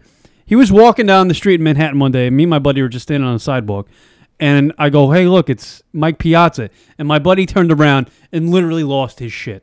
Like, he lost his shit. Berserk. He's like, I can't believe Mike Piazza actually walks down the sidewalk. It's that type of thing. Oh, man. And I was like, dude, he's just a dude. It doesn't matter. And he's like one of them guys. He's like a Met fan, and he just loses his mind if he, like, stands next to the person. And I don't get that. So call into the program if you're an Uber fan or something. That has to be weird for them, too. Can you imagine that happening over and over again? Well, I guess I think I would find it annoying. That's why I don't ever want to be famous. That's why I'm doing internet radio. Nobody's going to watch. No one ever listens. Yeah. But I can get my ideas out there. Yeah, you could just talk and nobody's going to respond. Right. You could just say any crazy shit you want. Nobody cares. Literally, this radio show is a glorified Twitter account. That's pretty much it. I think we just say about 150 words and not 140. Yeah. People lose their shit with that stuff. Yeah, I honestly don't get the... it's that whole celebrity culture, You look at sites like Perez Hilton. It's the #1 website out there. And why? Because, Justin Bieber showed his pubes on the beach. Oh, he did. That was a big thing. I like to see those pictures. Yeah. I love the Biebs. I'm all about the Bieber. Yeah, but I honestly don't get why people lose their shit over things. And watching the news coverage this week when Whitney Houston passed away, and people are just, crying their eyes out on the street when they're doing the man on the street. Give me your thoughts on Whitney Houston. People just crying. I'm like, I don't get that. I mean, maybe cry when your mom dies or something. But, it's Whitney Houston. You didn't know her. You heard her sing a song at one point. You thought it was good. But people feel that they know them. That's the thing. See, that's song, weird. like, I can't... You need to check yourself. But here's the thing. Maybe we're wrong because we're both disconnected. But they're disconnected too. Maybe they're just in tune. Like I know a lot of people that, like, when the song comes on, they'll cry because it brings them back to something. I don't have something that in their life. Yes. Yeah, I don't have that with anything. I mean, just my wife was saying, like, can you count how many friends you have? Like, who are your friends? Right. And I go, well, there's Kieran. He goes, Kieran works for you. I'm really not your friend. I'm like, there's Kunal. He's like, nope, Kunal works for you. I'm like, I have no friends. Do you honestly have no friends? Probably have none. Is your wife your friend? Yeah, we're friends. Okay, so you have one. I have one, but she works for me too. But you had to marry her. I had to marry her to be my friend. If she wasn't married to you, she might not be your friend. Like, I don't. Do you have people you hang out with outside of, like, the show? Absolutely. I don't. I have none. I have brought everybody into my world. It's become this sick thing. Yeah, but my friends are all just like me, kind of. Other than, like, you or Rocket. Why? Most of my friends are just depressing drunks. Why? We're weird? No, you guys are kind of like stand-up studious. You like to shave and put deodorant on in the morning. You know what I mean? Most of my friends that I talk to outside the program that don't associate with the program are, you know, just like me. You know, looking for a paycheck and where's the closest bar. Well, I do the same thing too. I want the closest bar. No, I've realized that I really don't have too many people, and I'm fine with that. I like not having a lot of people, right? Like, around me. Like, I have one good friend. So like you're disconnected in that way. Yeah, like Dara's my friend, but she writes for me. Like, everybody that I have any kind of relationship with has come into my little world. See, that's the thing I do with my friends, though. I never associate work with them. Never. Maybe you need to do that in order to develop a relationship with somebody. What's the point of having a friend if you can't ask them for shit? True. You know? Well, it's a give and take, right? That's what a friendship is. No, I give nothing, man. You scratch my back, I scratch yours. How many close friends? And this is actually an interesting thing, and maybe the guys in the chat could get involved. How many close friends would you say you have? Close friends. I have 1, 2, 3. I have about 8 to 10. 8 to 10 close friends that you've grown up with. Yeah. I have no friends from, like, my childhood. That does not exist. Like, my childhood from, like, 3 to you don't have 17. Any. You don't know. You don't talk to anybody that you knew before the age of 15. No. No. No one. That's a sad existence. No one. I don't have, like, I have no. But I remember when I was a kid, somebody said in our chat, and it goes 2 from college, 0 from childhood. J 1420. I guess it's supposed to be J 420. He says 3. See, I can't remember. Like, from when I was a kid, I had one friend, Joseph, and I remember he would come over, and I would want him to leave within the hour, and I would go upstairs and pretend I'm sick so he would go home. Like, that's how screwed up I was as a kid. But I'm thinking, like, from the age of, like, up until 14, I had friends, but, like, I don't talk to anybody. The only person from, like, high school that I talk to on a regular basis is probably Dara. And then everybody else is later on. Right. From, like, work and stuff. That's sad, huh? That is pretty sad. It's kind of fucked up. I have a best friend that I've known since I was 8, and he constantly lies to me. Constantly. Like, about everything? Yeah, and I kind of find it enjoyable because I know when he's bullshitting. Yeah. And do you call him out? He knows that I think he knows. No, I never call him out because it never affects me. But, like, is it, like, extravagant lies? Yeah, it's just bullshit lies. Just like he'll call you on the phone and she'll be like, dude, I can't make it today because I'm sick. And, like, apparently he always gets sick when, we have to meet up or something. Yeah. And I know that's a lie, but it doesn't really affect me. But I'm still his friend. Like, because he scratches my back and I scratch his. I got a friend that I really don't talk to this person that much. I mean, we were friendly, but we weren't friends. But the guy would do these extravagant lies. I mean, like, I'm like, hey, why didn't you come out with us last night? He's like, oh, you don't know what happened. There was a car on fire on the highway, and I had to get the people out of the car. Like, that, to that extent of a lie. And to the point that, like, he'll lie about, like, if he had eggs in the morning. You'll be like, hey, what? Yeah, I'm going to call him Billy. I'm like, hey, Billy, what did you eat for breakfast? He's like, oh, I had an omelet. And he didn't. He had, like, French toast. That's weird. It's like a sickness with people. I guess everybody has their little disconnects. No one's perfect, right? I guess that's the moral of the story. I think Rocket is the most normal out of all of us. Rocket, yes. Right? Rocket and he's all screwed up in his way. He is. He's a little OCD, and he's a little too much of a neat freak, and he is a colossal pussy.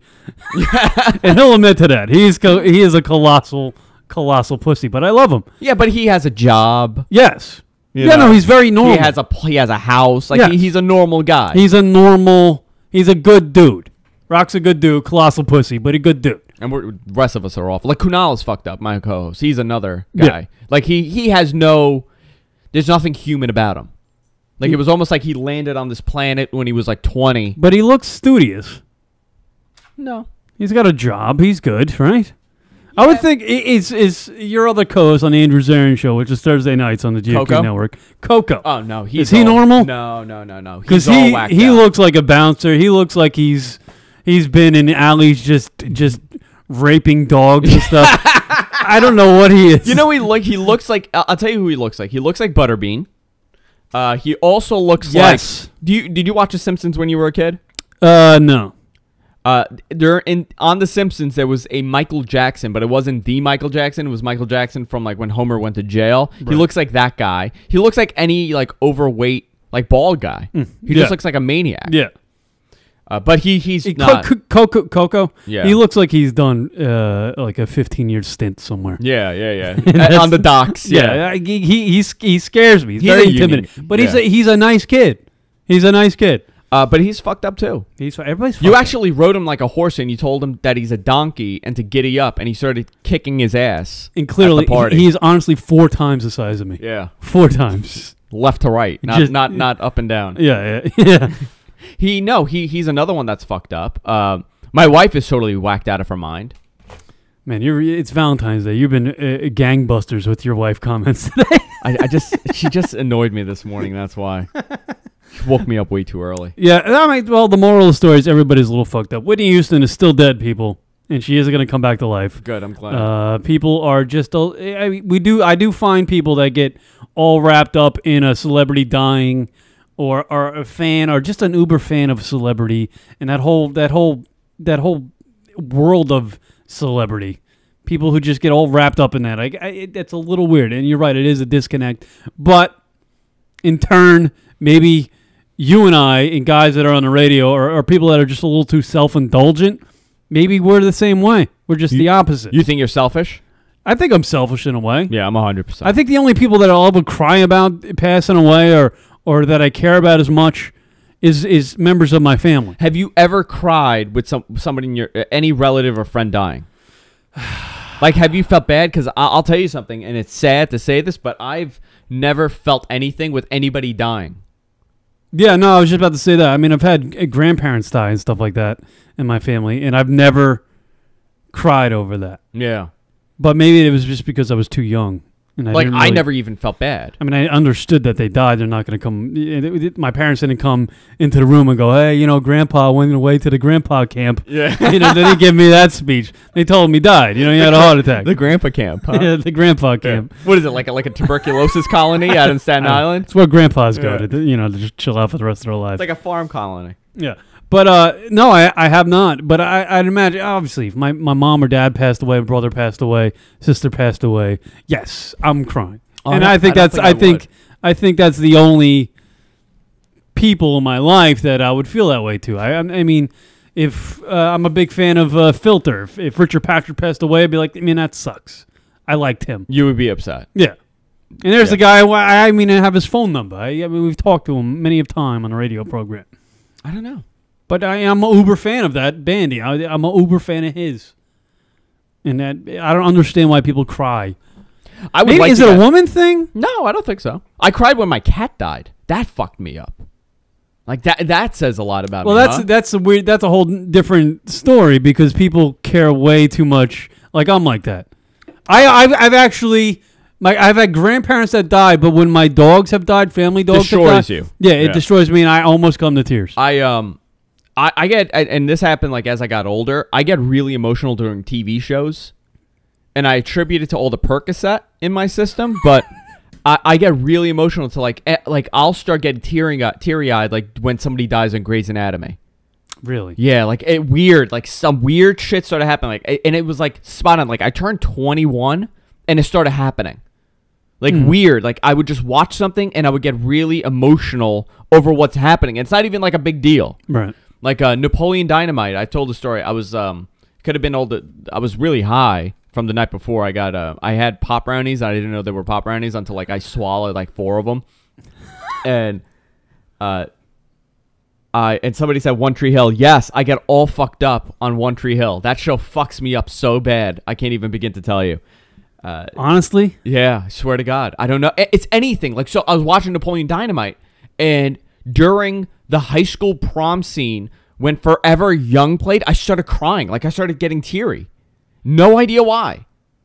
I don't know. I don't even like the movie. It's gotta be the something, right? I don't know. It's either that or I've been hiding. Like, I've been suppressing so much emotion in my life because I'm like a robot, where it's like now it's starting to come out. I can't watch movies anymore. Like, I get really miserable if I watch any movie, and it's not even like a sad movie. Give me the movie. Give me the one movie you've definitely cried to. Oh my God. What was that? The Jennifer Aniston movie with the dog. God. Oh, Marley and Me. Oh, fucked me up, dude. That movie. Yeah, but that's a dog. So sad. So sad. That movie was so sad. That gets everybody, though. But you know it's coming. I was watching it with Jess. I'm like, why would you make me watch this? I actually had a tear-up thing with Field of Dreams. At the end, when Costner's having a catch with his ghost father. And he goes, "Hey, Dad, you want to have a catch?"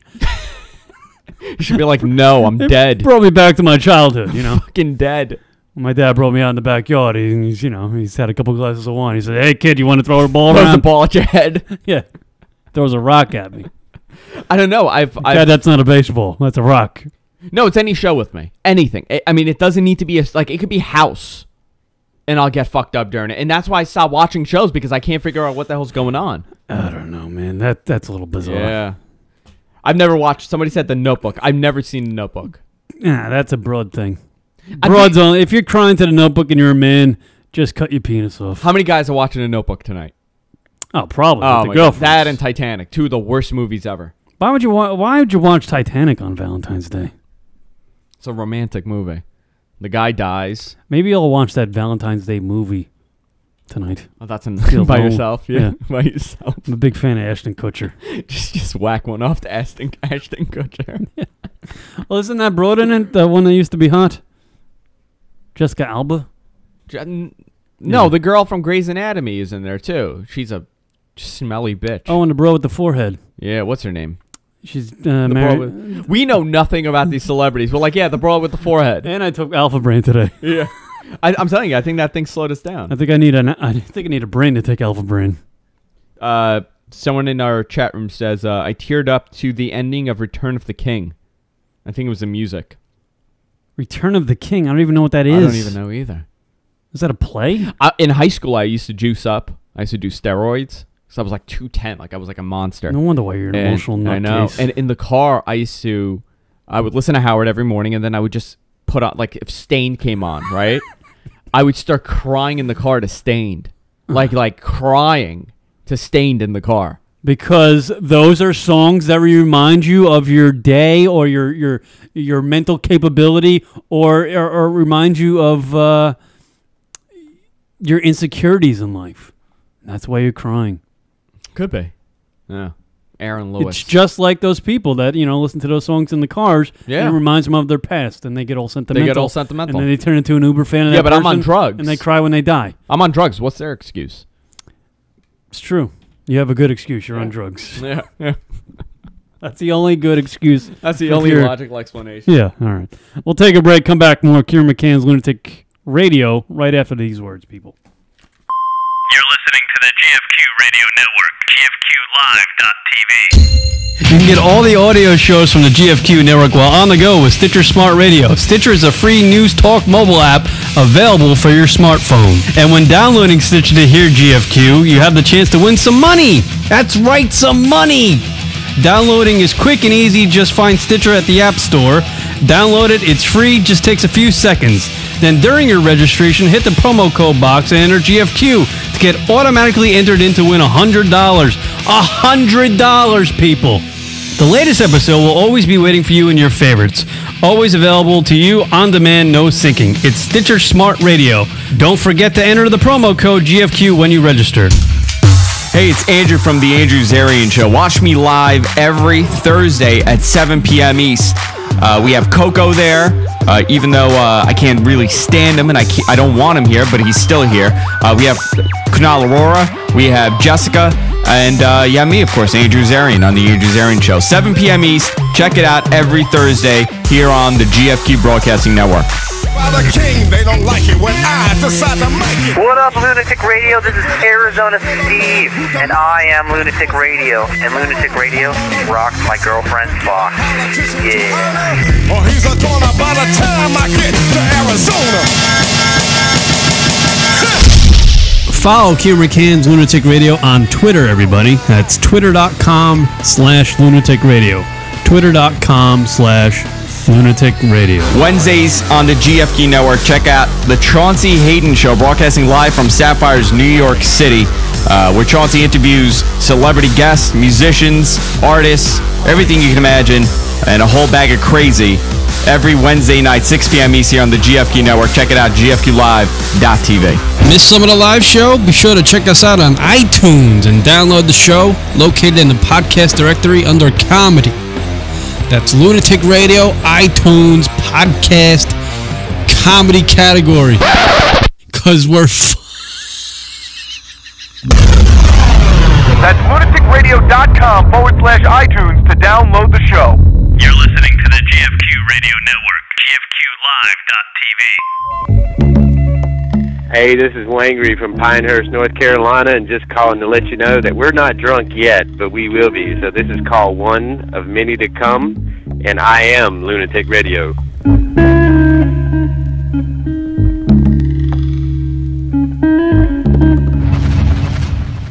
Tuesdays on the GFQ Network. Check out What the Tech with Andrew Zarian and Paul Thurrott as they discuss what's happening in technology. iPhones, iPads, Microsoft, Apple.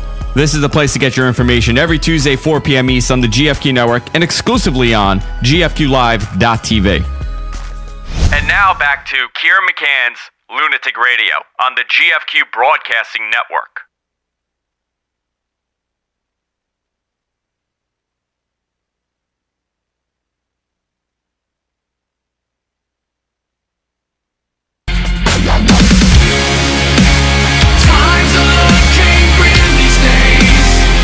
What up, everybody? Kieran McCann's Lunatic Radio. Andrew Zarian hanging out. Number to call in, 646-233-4045. Whitney Houston's going to be buried in Newark, or at least the funeral's in Newark on Saturday. That's the ultimate insult. Die and then be shipped back to Jersey. Send you to Newark. It's not even like a good part of Jersey. No. Surprising she's from there. I didn't even know that. Big news today, everybody, aside from Whitney dying, and the coverage on all the cable news networks is who got the cover of the Sports Illustrated? Kate Upton. Kate Upton. The swimsuit edition Sports Illustrated. I forgot that was even a magazine. It's not bad looking. She's a hot piece of ass, everybody. She got great boobs. Really? Because I'm looking at that shot, and it does not look good. Nah, she's a hot piece of ass. Yeah, I'll show you what I mean. It's on... I don't get what you're talking about. Okay, look at this girl's one. like 5'9". She's built like an amusement park. Do you see this? The cover. Look at this one here. I can't pull it up. But let me see. Like, it doesn't look great. What do you mean? You know what I mean? She's got abs. She's got cum gutters. She's a female. She got cum gutters. You know what cum gutters are? She got that V that goes down to her, her hey nanny nanu. I don't know. She's got great cans. I'm not crazy about her. I'm really digging this broad from the Californication, this season's Californication. Her name's like Camilla. Oh, she's nutty, right? Camila. Yeah. Luddington or something. She's the nanny. She plays the nanny in Californication. Have you been watching it? Yeah, I have been. And I'm getting kind of bored with it because Californication, the first season was great. It's the Showtime series starring David Duchovny, and it's pretty much all about how David Duchovny's character Hank Moody is just a complete misogynist, and he plays a writer and just bangs everything in the world. Talk about childhood. I had a David Duchovny poster when I was a kid. I had an X-Files poster. You were one of those guys? See, I never really liked David Duchovny as an actor until I saw the show because he was just banging chicks.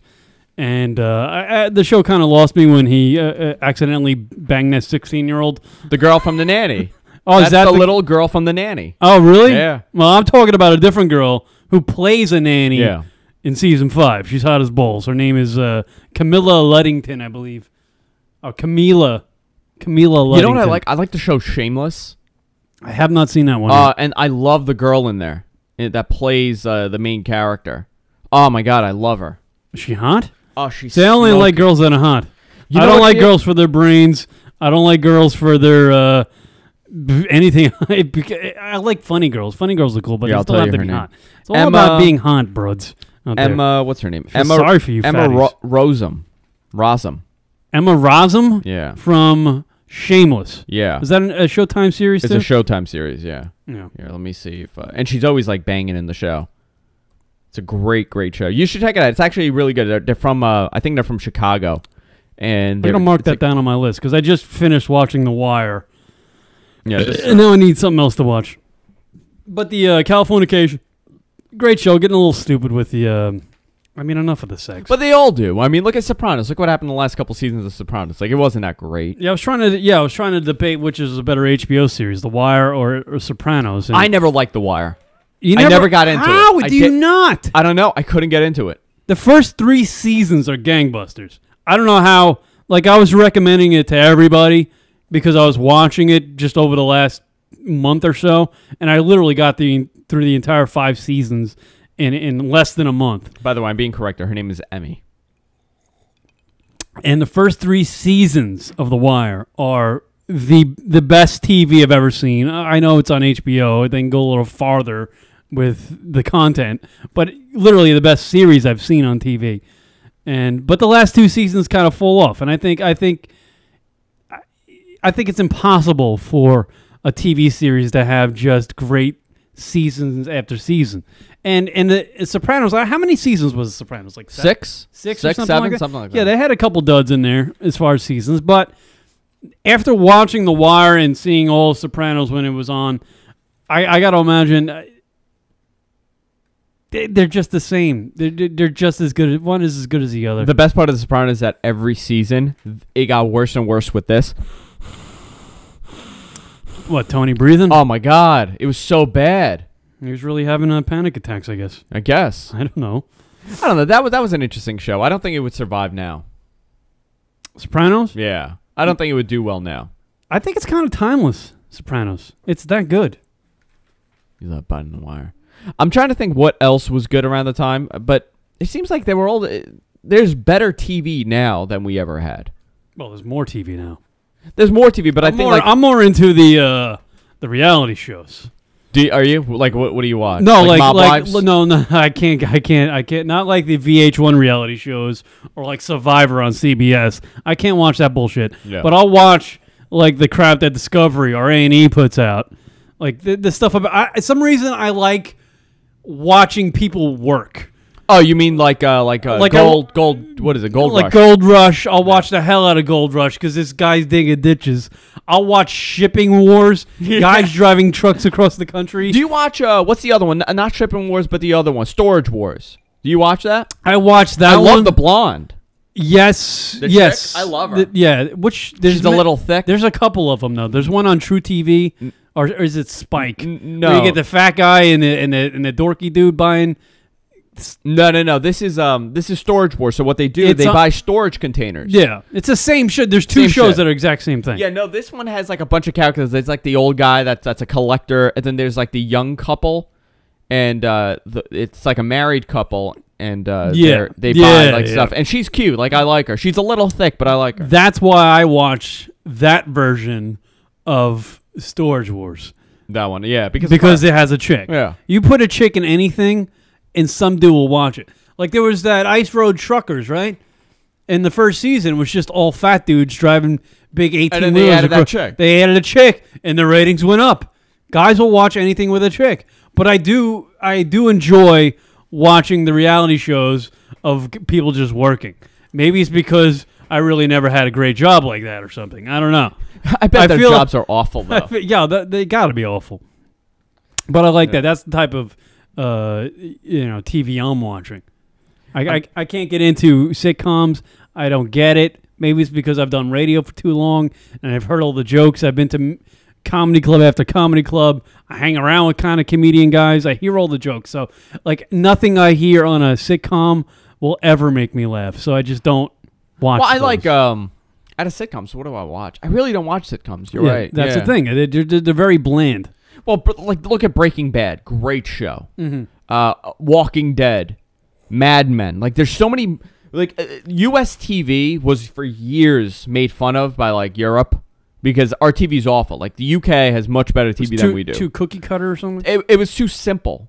Like, you look at any show, and what happens, like, the first 2 seasons are great, and then they do these focus groups, and some like, idiot turns around and is like, well, I don't understand. It's a little too complicated. So they'll dumb down the entire thing. Like, Heroes. Did you ever watch Heroes?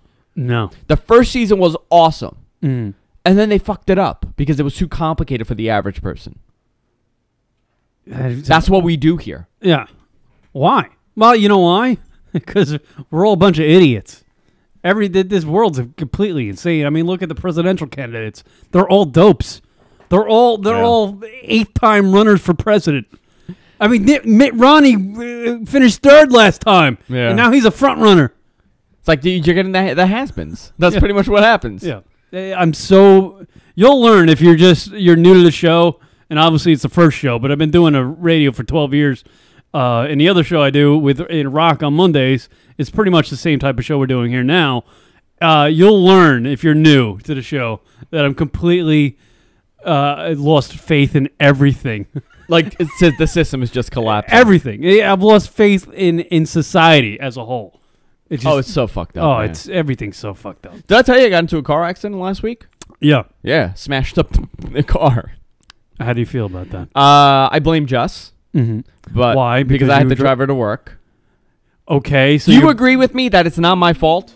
That you got into a car accident? No. She woke me up. Didn't you rear-end somebody? I rear-end like bad. So dude. how is that not your fault? Like it's a 91 Sable, Mercury Sable. Like the entire car. Like I describe it as, you know, when like in the movie Transformers, like they're transforming from like the car to the robot. Right. Imagine if like it stopped midway. Okay. Like it's just this mess that's like mangled. That's exactly what the back of the car looks like. So that's what you did too, and you're saying that's not your fault. And I shouldn't have been driving. Here we are again on Valentine's Day. I shouldn't have been driving. We've been doing an hour and a half of radio, and this is probably the 9th example of you blaming your wife for something. Listen, on Valentine's Day. I'm honest. And honesty gets you far in life. That's what I was told. Apparently. No, but I totaled the car, and the guy sent me a invoice for $2,700 to fix the car. I'm like, listen, I'm not paying this. Go through insurance. Right. And he's like, well, let's do cash, because he wants to go buy a new car. Right. Well, he sees you. You hit him with what? An Infinity? An Infinity. You get out of the car. Your hair's all, primed and proper. Yeah. You probably just came back from breakfast at Nobu.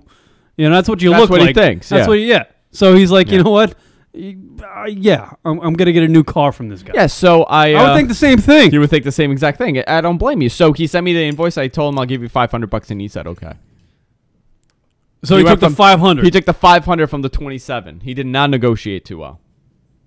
He was not good at that. Clearly from a bad town on Long Island. Oh, yeah. Was he from Bayshore or something? No, far out. Patchogue? Man. Far out, man. The last one. Riverhead? Yeah. The end of the world. By the way, we got a caller. Oh. Line, channel, I think it's that one. Not that one. The other one. There you go. Caller, you're on the air. What's your name? Where are you from? Caller. Yeah, Maui Wowie. You know, the ganja, the reefer, the kush, the Mary Jane, the skunk, Love the this. kiss. Love that when they just call in and play sound clips. It's awesome. Thank you very much for that. And it wasn't even a good one. No. Great phone number, too. 410-643-4113. So go ahead and call him back, everybody. It's awesome. He'll love hearing all your voicemails. I'm going to call from a phone number where you could see it. Yeah. Awesome. So, So you're blaming your wife for rear-ending somebody else, and you gave the guy $500. $500, and he walked away. Yeah. When you hit him with an Infinity. I hit him with the Infinity. And you were probably dressed in a by the way, three-piece nothing suit. happened. I wasn't. You had to see. I looked like I was high on something. I was wearing. So you looked like a drug dealer. I looked like a drug addict. Drug addict. Yeah, I had a wife beater on, a leather jacket and shorts. And you went in a house like this. 6:30 in the morning. All right. I just put on a jacket and I left the house. $500 though. $500. And you wrecked the guy's car. I wrecked the guy's car. And you didn't even go through insurance at all. No. Idiot. Clearly somebody from Riverhead. What would you have done? Like if I hit your car and the entire rear end is total. Oh well, I'm. You would have called the cops. Well, well, let's report this, and give me a lot of shkarol. Let's go through insurance. I want a new car. Yeah. Yes, smart, intelligent when it comes to that. I would have held my neck. Ow. Yeah, my neck's all fucked up. Absolutely. Nice guy though. You know, he's probably not looking to screw me. Yeah. So we'll see. I'm sure he's gonna get like the $500, and a year later I'm gonna get a letter. Like you're being sued for $1.5 million. Well, that's what it'll probably come down to. One of my buddies, that's They'll what find happened. some ailment. Yeah. I'm surprised. I mean, you're getting away scot-free in this day and age where everybody's suing everybody for everything. Yeah, we got a caller. Caller, you're on the air. What's your name? Where are you from? Hello. Hello, yes. This is George W. Bush. Same guy. Love Different that. phone number now. Is that like an impression? I don't know if he's awful. Not really coming over too well. Well, anyway, Kate Upton on the cover of Sports Illustrated. Good for her. Hot piece of ass. What's on the back, by the way? I can clearly feel like I'm getting... no, that's the new guy. This is like the Tim Tebow of basketball. So we were talking about him before the show. Jeremy Lin. I really haven't paid attention to African round ball in a long time. So go ahead. Who's Jeremy Is Lin? that what you call he's... I really don't know much about him. Apparently you told me like he was like the last guy on the bench and they put him out there and he's phenomenal. Yeah, apparently Jeremy Lin, player. He's a point guard for New York Knicks. NBA Player of the Week. He played basketball for Harvard. And he's Asian. And that combination really doesn't translate into NBA superstar, but it has in the past week at least. He's averaged over like 20 points a game in the NBA. Kid's the Knicks, 23. The Knicks have fallen apart. So in New York, it's a huge story. I believe it's gone national according to people. I don't really know. But Jeremy Lin is apparently the guy's very religious, and they're calling him the Tim Tebow of the NBA. I really don't know. I cannot. I mean, he wasn't a great player. I mean, I'm looking here. He got 12 points a game for Harvard. He was undrafted. He was not drafted. He's by playing the in NBA. the Ivy League. Yeah, Ivy League basketball. He's playing games in the Ivy League where half the time everybody on the court is thinking about the test the next day, not how many points or we got to beat Princeton or something. They're not thinking about the game. Those guys are there to go to school. When you play in the Ivy League basketball, you're there to go to school and graduate. Not if you go to like Louisville or play in the Big East or play for UCLA or something like that. You're going, I'm going to get my NBA career on. I'm going to sign my contract. I'm going to buy my fucking Lexus, and I'm going to bang the bitches at the club after the game when I make it to the Knicks. He scored 2 points a game last season in the NBA. Jeremy Lin. Yeah.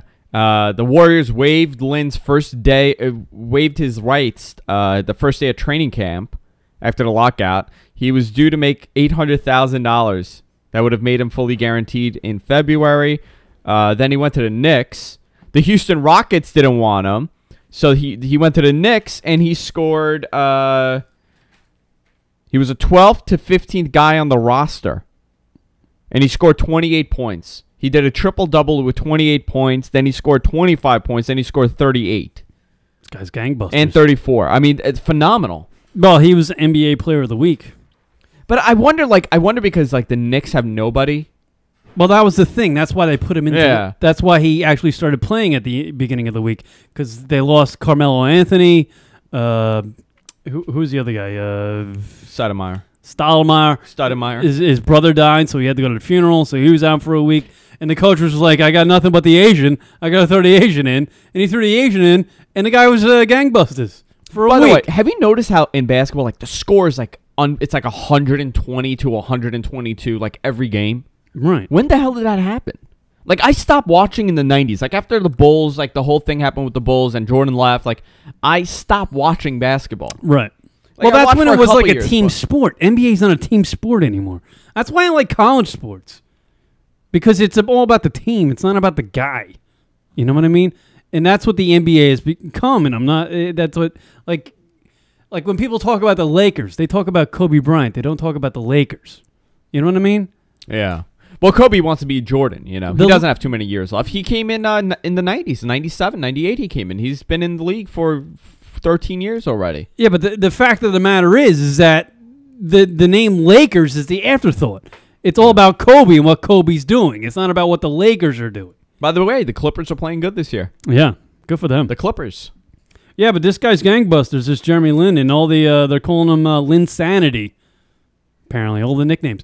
And this kid, by the way, before this week, and I think he still is, because he didn't sign a guaranteed contract until like Tuesday, this Jeremy Lin for the New York Knicks, he was living on his brother's couch. Isn't that crazy? And he's in the NBA. He's in the NBA. And now his in a week, this kid's life has completely changed. He can never play again. You know what I mean? Like, he could get injured after this year, and he'll have a couple bucks in his pocket. Well, that's what they're saying. I mean, people aren't going crazy right now, but, I mean, it is a little insane how much press he's getting. And he's getting a lot of press because he's a genuine good kid. He's a religious kid. He's like the Tim Tebow. That's why he's getting those comparisons. He's very religious. And he's just an all-around good kid, and he really came from nowhere. I mean, I don't know if there's one person that from the Ivy League who played Harvard who's ever stepped foot on a I'm sure there's a couple. Maybe a handful. But, you know, none of them turn out to be worth a lick in the NBA.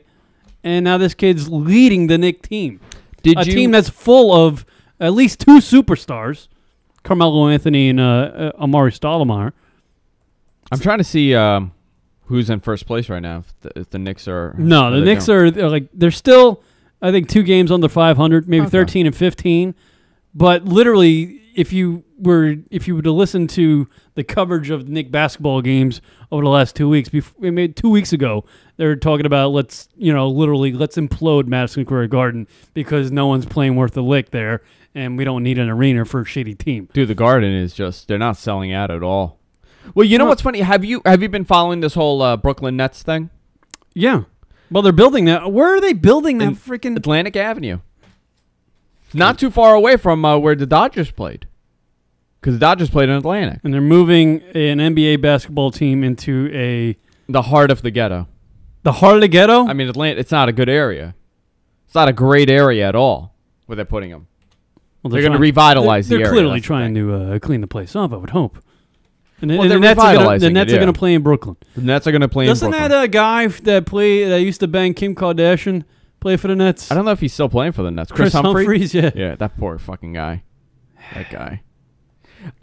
But, you know, the Nets originally played for New York. They played on the island. They were Long Island Nets. They were the Long Island Nets? They played in Comac. Then they played. The Nets played in Comac? Yeah, they were. I'm gonna Wikipedia that. The Nets played in Comac. Then they played at the Coliseum. The Coliseum was pretty much built for them. Where did they play in Comac? The Comac High School. The Comac High School. Where can they play in Comac? I used to live there. No, the Civic Center. That is not in Comac. That is in Comac. The Civic Center? Yeah. There was a Civic Center in Comac. There's a Civic Center. I think the only thing that I know it's in Comac is the house that Rosie O'Donnell used to live in. The big meathead of a fucking female comedian, apparently. I don't know what the hell Rosie is. Okay, look at this. They played for the ABA. And they played... Where did they play? In the Comac Motor Inn? The Comac Motor Inn, yeah. Where the hell did the Nets play in Comac?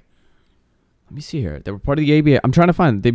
I do not believe that. I'm telling you, they played in Comac. Let's see this. The New Jersey Nets. Yes. The NBA basketball team that Chris Humphries, the guy who used to bang. They used to play in Comac. Who was married to Kim Kardashian for 72 days.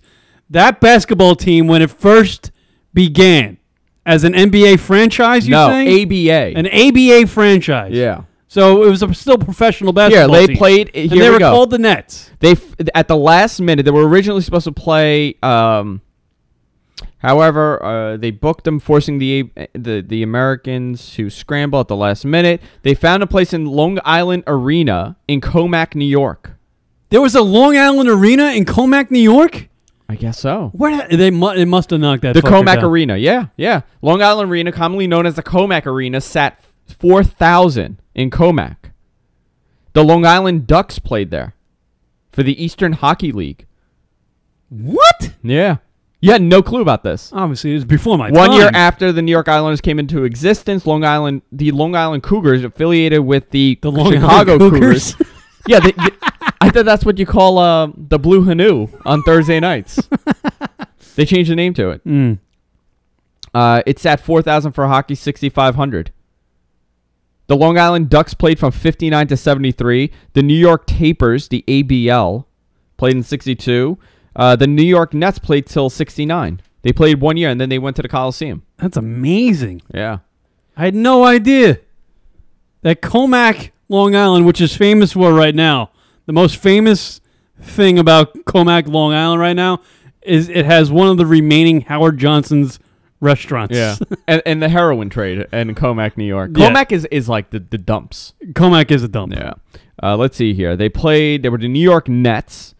Yeah, because, at one point, the reason why they're the Nets is because at one time, they wanted all the teams to be the same. There were the Nets, the Mets, and then there was the Jets. Oh, they all won them. Yeah. They all wanted to follow this thing. I forgot the other team that they were trying to build, and it was going to be this ridiculous name. The Nets, the Mets, the Jets, and there was something else. The Clits? The Clits. Yeah. Just doesn't rhyme. I just wanted to say the word. Yeah. Just got to get it out. You got to get it out. It's like a quota. Got to fill. Let's see here. Dirty words I got to say on the show. Yeah, the Nets was used because it rhymed with the two other sport teams in the New York metropolitan area. Can you imagine they named the team to rhyme? I learned something on my own radio show that the Nets played in Comac at some point. Isn't that awful? Comac, Long Island. Yeah, Dr. J. The home of Rosie O'Donnell, the hometown. Dr. J paid for the team? He played for the Nets. Yeah, he played for the Nets for years. I did not know. They played till 72 until they merged. They moved to the newly built Nassau Veterans Memorial Coliseum in Uniondale. By the way, which is now the home of the fabulous, well, it is. That always has been the Islanders of hockey. And nothing else. No, I don't think anything else goes there. It's an awful arena, by the way. I don't even think people show up for the Islanders games, to be honest with you. I've gone there a couple times for wrestling stuff. All right. I went there, and I'll tell you how awful. This is maybe 10 years ago. This is how bad it was 10 years ago. The floor is ice. Right. Like it's so what they do, they take these almost like sheetrock, and they place it on the floor to cover the ice. So by the end of the show, the condensation rises up, and it's just a muddy mess. The entire arena is just covered in mud. Yeah, it's welcome to Long Island. The place is awesome. Yeah. So you had it's no such a shithole. If I was Comac, if I was the mayor of Comac, I would be proud of the Nets playing here, and I would talk about them all the time. I would say how that was like a national treasure. I think the only time I ever really went to Nassau Coliseum, which is the home of the Islanders, was to watch TV. What? I was watching wrestling. At the Coliseum. Pay-per-view. That's like a long time. Like when Hulk closed Hogan. Circuit. Yeah, closed circuit TV. And they used to have WrestleMania in like Atlantic City for some reason. Why did they have WrestleMania in Atlantic City? 2 years in a row they had WrestleMania in Atlantic City. Yeah, it was in Atlantic City. Because Trump really liked wrestling at that point. It was making him a lot of money. And I went to watch it on a big TV. At the Coliseum. Comac, New York. Comac. I can't believe that. Population, 36,000.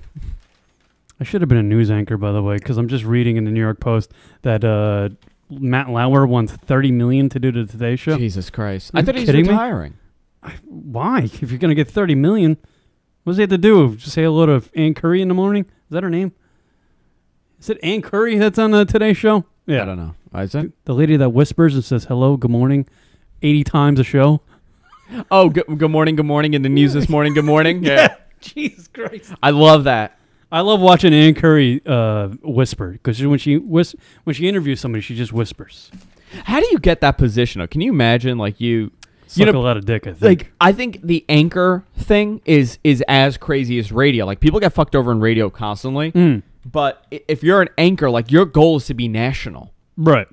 And then you go national, and if you get fired from national, it's, like, really hard to come back. No, you don't. You're done. You're done. Like, you're finished. You go to some, like, small town in like, the Midwest where nobody's going to watch you or hear from you. Right. Sam Champion's on a national now. Absolutely. That guy. He's fabulous.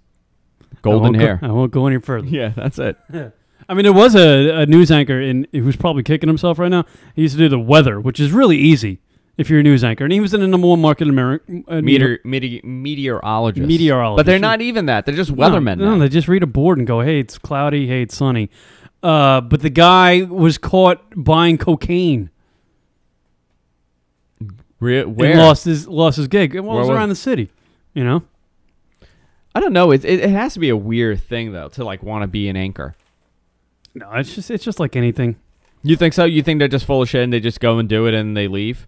Yeah. Like, I think they're really committed to their job. No, they take it really serious. Yeah, producers. Because nobody, they're not doing research. You think they're doing research? They're not reporting like a guy at the, like a writer for the New York Times. They're not doing that. They're going in, they have the meeting beforehand. They go, what are we writing? What do you guys have for today's newscast? They put it on the prompt. I mean, they probably used to, right? Yeah. I would imagine they used to have to do, like, Peter Jennings, when he started, he would have to do something. Yeah, then he got cancer. Yeah. Like, now, you know what I mean? Like, later in his career, like, he really didn't do much. No, I mean, whatever's read on those teleprompters on the newscast is approved by the network beforehand. Absolutely. Yeah. Word up, everybody. Kate Upton, though. Did we cover that already? Yeah. A little bit. She's a hot piece of ass. I like who was the other one that was on there a couple years ago? She's Israeli. By the way, who's this freaking talking head on the CNN? Look at the hot broads. See, CNN's coming back, people. I'm telling you, Fox News, you thought they had the news babes. CNN's coming back. I know we still have Wolf Blitzer to look at, but CNN's coming back. They got hot pieces of ass. I watched CNN on Saturday night after Whitney died, and they had to fill, and that's all they're doing is filler. Like, they have nothing to talk about. No, it's like 24-hour news. They're making, but it was live. I mean, I guess they got Pierce Morgan to show up to do, like, coverage of it, and they had Simon Cowell, and they're reporting on nothing if you really listen to it, because we just know that she died. That's all we know. Right. And they're just saying, they're regurgitating the same exact thing over and over again, and then Don Lemon interrupts the entire thing to ask Simon a question, and he got really mad. Simon's like, I don't know. Right. He's like, Don Lemon here, Simon. Do you think Whitney? And then he's like, I don't know. I didn't really know her too well. I don't even know why people have me here. Oh God. Oof. Yeah, I'm sorry. I'm just watching. Put it up. They offered a full-time job. I don't know who this broad is. She's just reading. Some still say internships. She's just reading crap about economics. I think. But I'm looking at this broad. This broad can just. I'll say it here. I know it's a morning show, people, but that broad can suck a dick right there. That one. At another company. Look at her. She's suing to get paid. Yeah, and I will say one thing in favor of paid internships over unpaid internships is that sometimes people who can whatever. You know what I love? Talking about news heads. There's a broad on the Golf Channel. Yeah, I'm sure you never watched the Golf Channel. It. There's a broad on some radio show thing they have on the Golf Channel called Holly Sanders. Hottest freaking thing I've ever seen on TV. I am enamored. Is that a word? Enamored? I'm enamored with Holly Saunders. Holly Saunders, I believe her name is. Holly Saunders. On the Golf Channel. Just Google her. You'll see what I'm talking about, my friend. I know we don't do the Hotties of the Week segment here because we do a daily show, but that would be cute. My Hottie of the Week. You work for... How much do you think she makes? Probably nothing. Nothing, right? Like she's on a fake radio show that's on TV. It's not a radio show. Like those microphones on that show are not even hooked up, but they play it off like it's a radio show. Yeah. But it's a TV show because they're wearing like Morning Drive. They're wearing lapels, those mic lapels. And Holly Saunders is like the update girl. If anybody's ever watched the Golf Channel, please call in. She's the hottest freaking thing I've ever seen in my life. She does nothing on that show other than ask like the top 10 questions. Like, what do you think Tiger's going to shoot this week? Like, that's her in-depth question. And they really never get it. I mean, it's how can they talk about golf for 2 hours? They really do. And they actually hammer it home, and it's very boring. But they do it. And the only reason why I'll wake up in the morning, and that's what I'm going to be doing before I come to this radio show, I'm going to be watching Holly Saunders on the Golf Channel. So they don't expect me to be up on anything because I'm going to be watching Holly Saunders. You know, that's the whole thing, right? For a while, a lot of these fake radio shows, they were shopping around like fake ideas for radio shows. There was one that they were shooting a pilot. I think it was on Stickam, and it was like a Howard E! show type thing, and it was fake. The whole thing was just set up. Right. And they had like these porn stars in. They were pretending that it was a morning show. And like they would have like the fake program director come in and yell at the host. Really? It was the weirdest thing I'd ever seen. Like they were taking Howard Stern's E-show from back in the day, and they were just trying to... They were trying to make it into... Recapture it? But it wasn't even based on a real radio show. That was the thing. Like it wasn't a... Like there was no Mike morning show. It was just for that TV show.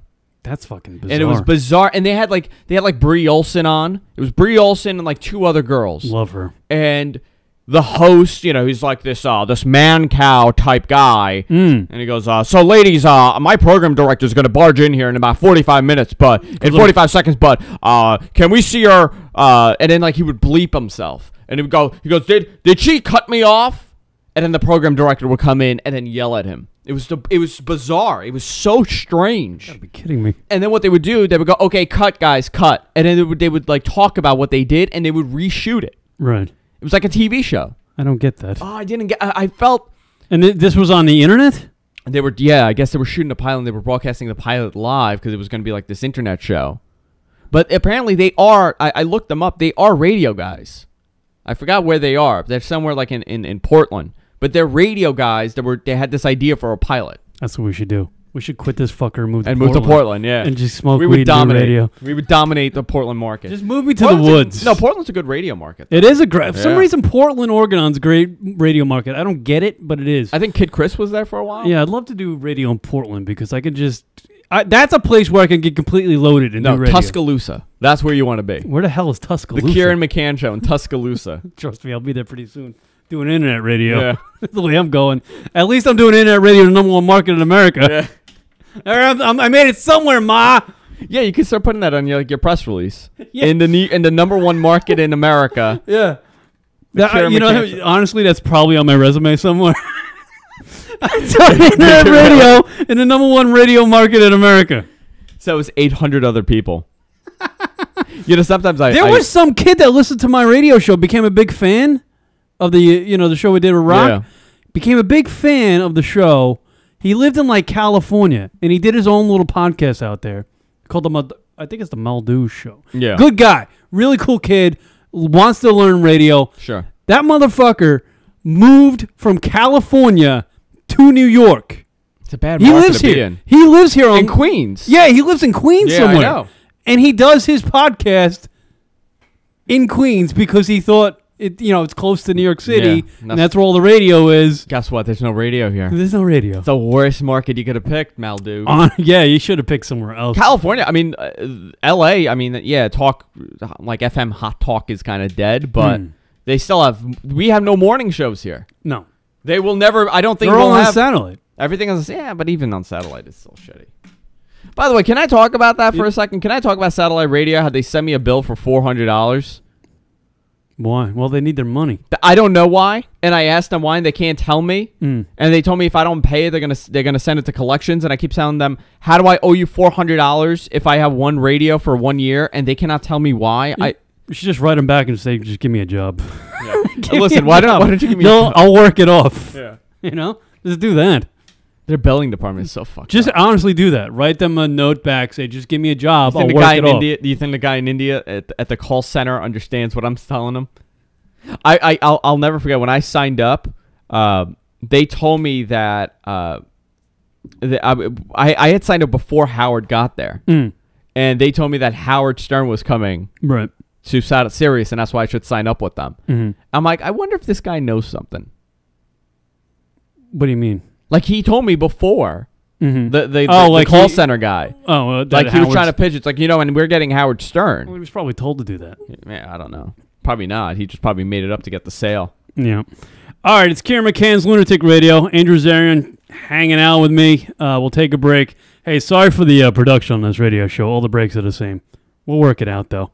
Coming back, more Kieran McCann's Lunatic Radio right after this, everybody. Stick around.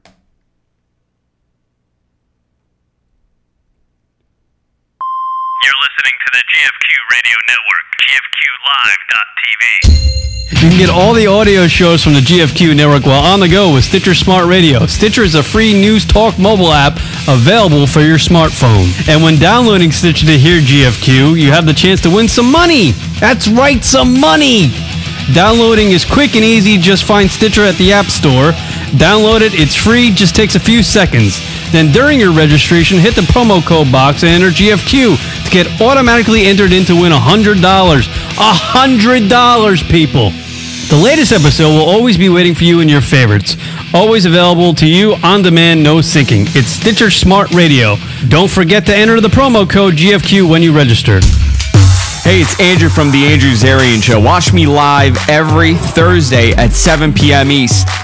We have Coco there, even though I can't really stand him and I don't want him here, but he's still here. We have Kunal Aurora, we have Jessica, and me, of course, Andrew Zarian on the Andrew Zarian Show. 7 p.m. East. Check it out every Thursday here on the GFQ Broadcasting Network. The king, they don't like it when I decide to make it. What up, Lunatic Radio? This is Arizona Steve, and I am Lunatic Radio. And Lunatic Radio rocks my girlfriend's box.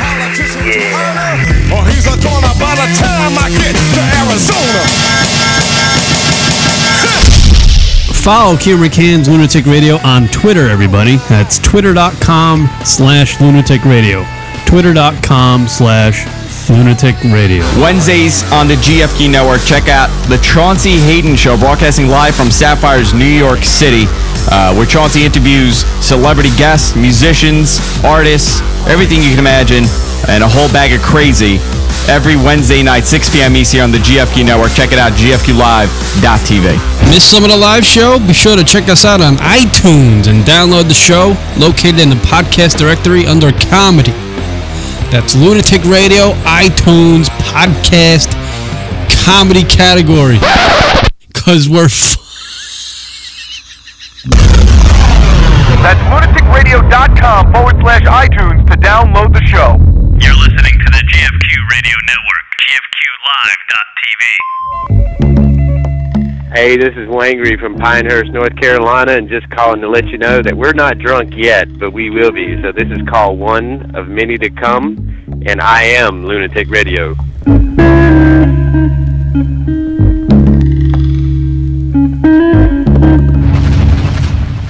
Tuesdays on the GFQ Network. Check out What the Tech with Andrew Zarian and Paul Thurrott as they discuss what's happening in technology. iPhones, iPads, Microsoft, Apple. This is the place to get your information every Tuesday, 4 p.m. East on the GFQ Network and exclusively on GFQLive.tv. And now back to Kieran McCann's Lunatic Radio on the GFQ Broadcasting Network. Here is something you can't understand. How I could just kill a man. Here is something you can't What up, everybody? Kieran McCann's LR Show. Number to call in, 646-233-4045. Obviously, if you're listening to this on a podcast, don't call the motherfucking line. I hope you're smart enough to figure that out. I'm sure. Dude, I don't put past stupidity to past. Oh, let me say that again. I don't put stupidity past anybody. Everybody's a moron in their own little way. I love this guy from the Taxmasters commercial. Hello. Big goofy guy with a beard. By the way, I'm growing a beard myself. Yeah, looking. Trying to make myself look worse. Letting myself go, by the way. Completely. I was set to run the Ironman in 2013 in Arizona, and I literally haven't fucking... I barely walked in the last 3 weeks. This is the farthest you've gone. Yeah, I used to be, running like 10 miles a day and stuff like that. I haven't done crap. I got a cold, and I just turned into a lazy bastard, and now I'm growing a beard like the Unabomber. Asshole. Fine. Looks good. It's a little gray, though. What I'm going to do for Valentine's Day, I just decided, because I don't have a girlfriend or anything, and I'm probably, like, maybe I'll just take a break from the old masturbation for tonight. This is my new favorite thing to do. And I only done it once, and it was a blast. I smoked a little bit of weed, and I don't buy weed, but I have friends that have it. So sometimes I'll just partake. You know what I mean? Take like a little toke? Yeah, just a little something. I mean, literally, if you think about it, I know there might be some older people listening to the program going, "Oh, he's a dope head. He smokes dope. Hey, Tommy, he smokes dope." No, it's a little bit. Weed is actually better for you than drinking 12-pack of beer or something like that, right? Yeah. So anyway, I did it, right? Not happy about it, but whatever, I did it. But what made it really enjoyable is that I watched the third installment of the Twilight Saga. Oh my God! Is that the latest one? The third one. The one where she has the kid. Right. That's that movie with the vampire and the werewolf guy, right? And then they got the boring broad in the middle, and they're fighting over the boring broad. I guess in the third one, she marries the vampire, which is clearly the greatest decision a girl's ever made in her life. Her ears are huge, by the way. I got past that. You got past the ears. I did. I wasn't bothered by her ears. Okay. So I was stoked up a little bit. And I really, to be honest with you, been high a handful of times in my life. 20, 10? I would go maybe around 15. Maybe. At most. I don't even know. I really don't even know. But I just sat down and I watched this movie. I was like, I can't believe I'm watching Twilight, and I was actually doing it with a bunch of friends. But it made the movie completely hilarious because the acting in this movie, and I know the demographic for this movie is like what, 13-year-old girls, 12 to 20. I know the 18 and 19-year-old girls and the mid 20s. They still like it too. Right? They go and watch, but the acting in this movie is literally dreadful. It's so bad, and it's completely depressing. It's one of the worst things ever. I saw the second one where the werewolf and the vampire were fighting over the girl, and I keep thinking, I'm like, she's not that hot. No, she's not hot. She's really, everybody's pale. No, yeah, right. And the makeup is even the worst for the vampires in the movie. Like they just paint the face white and their necks are all tan. It's like the makeup's bad in this movie. Like, but Taylor Lautner, the broad who plays the chick, I don't know who she is, and the other guy, they're the worst actors. The worst threesome. They're the worst. They're just so bad. But when you're high and you watch those movies, they're hysterical. Because somehow... Kristen Stewart, by the way. Stewart. I got transfixed on how their dialogue, and it was just terrible. And I was like, usually a script, when somebody writes out a script, it's like 120 pages long, right? That's a standard length for a Hollywood script. The dialogue in this movie was so scarce that I got to imagine the script was probably around 40 pages. I don't understand a big deal about her. She's the worst.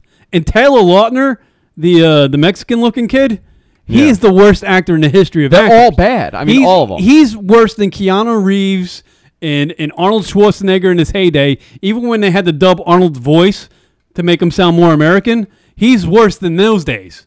He's awful. I mean, this is so bad. I couldn't believe I was so shocked because I'm watching this movie stoned, laughing my ass off. And literally the point where I was laughing is because I thought there should be a line somewhere. What, I got to turn something down? Yeah, bring that down. This one? Yeah. This one? Yeah. All right. There we go. No, all the way. All the way? Yeah, there you go. I was watching a movie, and like all the actors would do was just stare at each other. It was like a big staring contest, the whole movie. And there was like no dialogue throughout the whole thing. And the movie, obviously the chick marries the vampire guy, right? And they get married. Yeah. And the girl is just completely depressed the entire day. Like you would think when you're getting married, this is a big step in your life. But the girl was bummed out the entire time. Yeah, because she knows she's going to become a vampire. Like she's done. They're going to bang and then she's going to be done. Why marry the vampire then? Because they're in love. That's what happens. You marry the guy you don't want. This is why people are getting divorced. They're all looking for their vampire. They marry the guy that they don't want to marry. I really can't wrap my head around it. Let me ask you this. I know it's a very far-fetched story, marrying a vampire, but why would you go through it if you're going to be bummed out if you're going to become a vampire? Let me ask you this. Wouldn't you want to become a vampire? Here's a realistic example, okay? Is this about the movie Twilight? Yeah, but I'm comparing it to Twilight. All right, go ahead. You see a smoking hot chick. You get involved with her. Oh. Right? Mm-hmm. You realize that she has AIDS. If you have sex with her, you're going to get AIDS. Forget about condoms. Let's ignore that. Mm-hmm. Will you have sex with her? Absolutely. Okay, there you go. That's why she's with the vampire. Yeah, but I would be happy about it, right? You know, I'm going in. I love this broad. She got the AIDS. Why not? I got the AIDS too. You know, she's miserable. We'll be like the AIDS couple. Yeah, okay. I wouldn't have to worry about her cheating, right? She got AIDS. She can. She could if she wants, but that'd be kind of fucked up. To quote one of the greatest movies, Striptease, everybody got AIDS and shit. One of the greatest lines ever. Everybody's got AIDS and shit. The black guy just comes up like out of nowhere. It was like, everybody's got AIDS and shit. You know what? That's profound. Yeah. But did you enjoy the movie? No, absolutely not. Only because I was high. That's the only reason I watched it. Like, so my friend came up with the idea. She was just like, you know, let's get high and watch Twilight. It's going to be enjoyable. And I was like, all right, there's nothing to do. Let's just enjoyable. Like the movie, you're going to be able to tolerate the movie, or you're. And I didn't believe her that I was going to enjoy Twilight. And I have no reason to watch Twilight. I would never watch it. But I did it, and it was hysterical. And it's actually my favorite thing to do. And tonight on Valentine's Day, I think I'm going to go back to the first one and watch the first one. I'm going to cop a first one and do that high. That's what I'm going to do on my Valentine's Day. This movie, the first one, made $392 million. You know what the last one made? Something crazy. Worldwide, it made close to $700 million. Jesus Christ! And literally, it was the worst acted film ever. So bad. And I say that about a lot of movies. But this one's pretty close. It's got to be up there. Yeah, top 5. New Moon, which is the second one, did, let's see what this one did. $700 million worldwide. Now, what's the fucking story? I don't even know. Like, does the werewolf guy, Taylor Lautner, and the vampire guy just want to bang the chick in the middle? And for 2 movies, they were just trying to win her fucking... Because that broad is so depressing. She's like a real bummer. She is a bummer. She's She's not happy. She doesn't. No. And no one smiles throughout the entire film. Like the girl gets married to the guy she loves, and she don't smile once. Nobody's smiling. Nobody smiles. They're fighting other vampires. And here's another example. At the wedding ceremony in the Twilight movie, the vampire guy and the chick are dancing, and Taylor Lautner, the werewolf guy, comes on over. He comes, he goes, come say hello at the wedding. So he was invited? He wasn't invited, but he just shows up. He crashed the wedding. The vampire, the werewolf crashes the vampire's wedding. Actually, I think the vampire guy invited the werewolf guy to come because he knew that he was friends with his new wife. Let me ask you, would you invite the guy that's trying to bang your wife? Right. This was my question, Ridiculous. Right? So the werewolf guy comes on over, and the vampire guy goes, he brings her out to the werewolf guy. And, they have like, oh, congratulations, you just got married. And then the vampire guy leaves. He's like, I know you guys need to talk. I'll just leave you here. I'll go back to the wedding where I just married you. Yeah. But I'm going to go back and leave you two. You talk to your ex-boyfriend now. I'm going to leave you two in the woods so you guys can talk. And what happens is they have a dialogue about how, they could have hooked up at some point. And then they're hugging each other and they're dancing. He's picking her up at her wedding. She just married another guy, and now she's in the middle of the woods canoodling with another dude, who, by the way, is a dog at some point. If he wanted to turn into a dog, who's this broad? She's a human. Why are these creatures following her? I don't get this movie. Swamp Thing is after her next. The next movie is going to be with Swamp Thing. I think the only reason why the only reason why how an adult could actually understand this movie if they actually do watch it high or tolerate this movie. It's unbelievable. The deception and shitty writing and awful acting in this movie is incredible. Have you? Yet it made close to $700 million worldwide. Yeah, made the last one actually didn't do as good as the second one. It made $698 million. Made a couple million short. The budget, though, was this is why the world's million. Coming to an end, by the way. Because people are watching. I mean, I've seen clips in the news, and when the movie came out, we spoke about it on my show, how there are like 40-year-old women, like grown women, waiting online for the DVD to come out with like Team Edward shirts, and their husbands were supporting them. If my wife or girlfriend were to ever put on a Team Edward t-shirt and make me wait online with them, or even go by herself to wait online for tickets to be released, I would end the relationship. There's something wrong. Edward was the vampire guy, right? Edward McCullen. By the way, in the chat room, I don't know who you are that's writing this in. Kristen looked really hot when she was giving birth and dying at the same time. See, now I guess she was a virgin in the movie Twilight Saga 3, whatever the fuck it is. Yeah. New Moon or Blue Moon or whatever the hell. Eclipse, right. So she marries the guy, and then they have sex. The vampire bangs her, right? Yeah. He, apparently, he's never had sex in his entire vampire life. 300 years? Yeah. How old is he? He's like 4,000 years old. Right. So the guy bangs her. He doesn't have the decency to pull out, so he blows a 300-year-old load inside this broad, gets her pregnant, and now he's all depressed because he just married this chick. He impregnated her with a vampire, and now if she gives birth to the vampire, she's gonna die. The little vampire baby, is gonna eat her alive from the inside. So why would you get pregnant? They're just dumb kids. They're stupid. And how's a vampire who's been around for centuries not know to pull out? Or how does he not know that if he impregnates her, he's going to kill her? This happens in the movie. This is an actual... He doesn't know. This is the plot of the movie. The entire plot is her dying. Yeah. And it's like a rapid birth, right? It's not like 9 months. Yeah, it's like a day. Yeah, it's like a day and a half. So they save her by giving her like a blood transfusion. Right. With like a vampire. Something like... So now she's a vampire. I think that, yeah. Is that what happened at the end? Yeah, I think she's a vampire. I've never seen the movie. I just know the plot. So she becomes a vampire. So what the hell's the fourth one about? They're vampires? Everybody's a vampire? I don't know. Maybe she doesn't die in the fourth one? That one's coming out soon, right? It's the end, I can't luckily. wait. You know what? When the fourth one comes out and it's in the theaters, I'm getting high, and I'm going to go hang out with the 13-year-olds and watch that bastard and laugh my ass off. Let me see. I'm at their Wikipedia. So they go into the meadow. She tells them that she's decided to do. They get married. They have sex. Then they then begin to transform into a vampire. She also explains that she never has to be normal ever again. She felt out of place her entire life, but now she's with Edward and her whole world feels better. By the end of the story, they decide they need to tell Charlie about their engagement. Oh, okay. Eclipse was the second one, I guess. When was the last one? Eclipse is the last one? I don't know. I'm trying to figure this out. No, see, what I heard is, and I got the inside info, is that there's 3 books based on the movies or something like that. 4 books, right? Yeah. They took the last movie and they took the last 2 books and they made it into one movie. Okay. So they took the 2 storylines from the last 2 books, made it into one movie. By the way, I'm sorry for giving you Twilight information on the show. I just wanted to point out the fact that the movie was really hysterical when I watched it when I was a little high.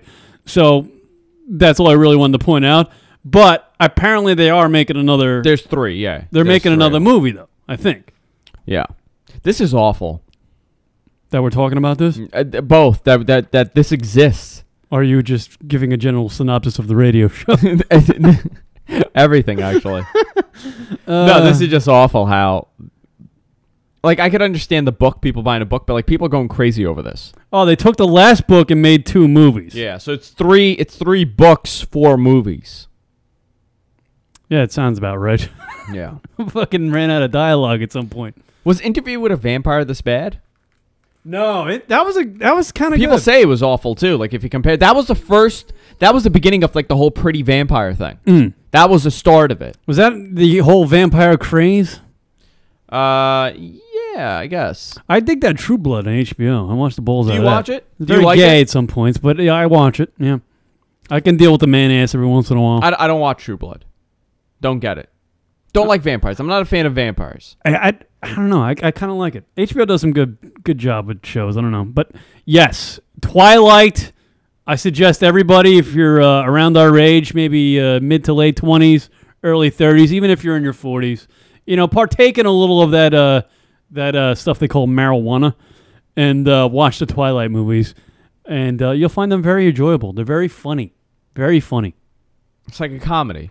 I could be. I don't know if I guess I'm a team. I don't even know. I'm not on a team actually. I can't join a team. And how Taylor Lautner is absolutely. Do other people know that there are vampires? Like, do humans know that vampires exist, or is she the only one? No, that was the thing in the Twilight. I can't believe we're going deeper into this conversation. I asked because I had to know during the wedding scene. Right, the girl in the movie, Kristen Stewart, she plays a human. Right, she's human. She's not a vampire. But when she gets married, she has her family there. Right. Yeah. None of the family know that the guy she's marrying is an absolute vampire. They just think he has sickle cell or something. They think he's he has some autoimmune disorder where he's pale. They think he's eclectic, and the rest of his friends are eclectic. Like they're just a little weird. Yeah. And apparently these vampires don't kill. They don't eat humans. Like Edward doesn't eat humans. He eats animals. He's like a vegan version of a vampire. Yeah. So he's a freaking vegan vampire, sorta. But other vampires, they drink the human blood. Well, not amongst his friends, I don't think. No, his friends don't mess around. But I don't think. Is there like the bad friend, like the friend that does do that I haven't stuff? met those people yet. So nobody knows. They just think they have like right, like low iron in their system. Right. Like they don't go outside or no. something. So yeah. They let her. They're anemic. They let their daughter marry a freak. A group of anemic kids. They're right about the guy. He's a freak. But did they meet like the family? Like yeah, the other they meet. They're all at the wedding, and they like him. Yeah, they're fine him. with him. They talk with him. Nobody's asking why they're so pale. And Kristen's dad in the movie talks to the werewolf kid, like they're friends. But I don't think he knows he's a werewolf. Nobody knows. No, these are the stupid. So they're letting their daughter frolic around. By the way, with a vampire and a wolf, and she's 17. She's like 17. Yeah, and she's 17. Who's letting their kid get married at 17? I don't know. The people up there, I think it takes place in Washington, so it's a little. I'm curious. Maybe a little liberal over there. I don't know. Maybe a little. Yeah, maybe. Maybe they're fine with that. Yeah, go get married. That's fine. Yeah, you want to marry a vampire? You want to fuck a werewolf? That's fine. By the way, whoever wrote these books, I just don't understand it. She made a killing. She's some middle-aged woman that fantasizes about a young guy. Really? Yeah. Why? I mean, who's the broad that wrote these books? I don't know. She's probably Anne Rice. No, it's not Anne Rice. She's probably the one that cries when a celebrity dies. It was written by. She's one of those people. Stephanie Meyer. Stephanie Meyer? Yeah. Oof. Did she write them when she was 13 and just didn't release them? No. She wrote them in. She got married in '94. Let's see. That broad's She wrote Twilight. It came out in 2003. She's 38 years old. She's got to be a real hoot to hang out with. Yeah. Christ. Fantasizing about younger vampires. They're screwed up people. Listen, every author is all screwed up. Joey Author guy, somebody said in the chat room. Joey Author guy. Yeah. Hey, Tommy, who wrote Twilight? Joey Author guy. Oh. The bro with the face and the forehead, according to Kieran. Yeah. You know what? Just so if my parents or anybody's listening that's related to me, I do not smoke the marijuana a lot. I just did. So don't disown me from the family. Marijuana, my parents, my family's very uptight. Oh, they're liberal. Okay. They love the beer. We're Irish. We love the beer. But anything that resembles smoking, no good. No good in my family. Did you ever get caught as a kid? No, I don't like cigarettes. I honestly don't. And I have but you chew. I chew, and that's fine. That's fine in my family. Yeah. That's cool. But cigarettes are not. Cigarettes and obviously anything marijuana related, no good. Even though, to be honest with you, marijuana is probably way more better than drinking alcohol. Or chewing. Yeah. It's awful. Are you still chewing as much? Because I know you want to stop. I want to stop because I think my face is going to fall off pretty soon. Eventually, yeah. I was talking to a buddy who's my age and who has been doing it the same amount of time as I have. And he's like, dude, we have cancer. It's in there somewhere. And I was like, man, I don't want to have this conversation. I've been chewing for a long time. I don't want to have this conversation. He's like, dude, we have it. I just know we do.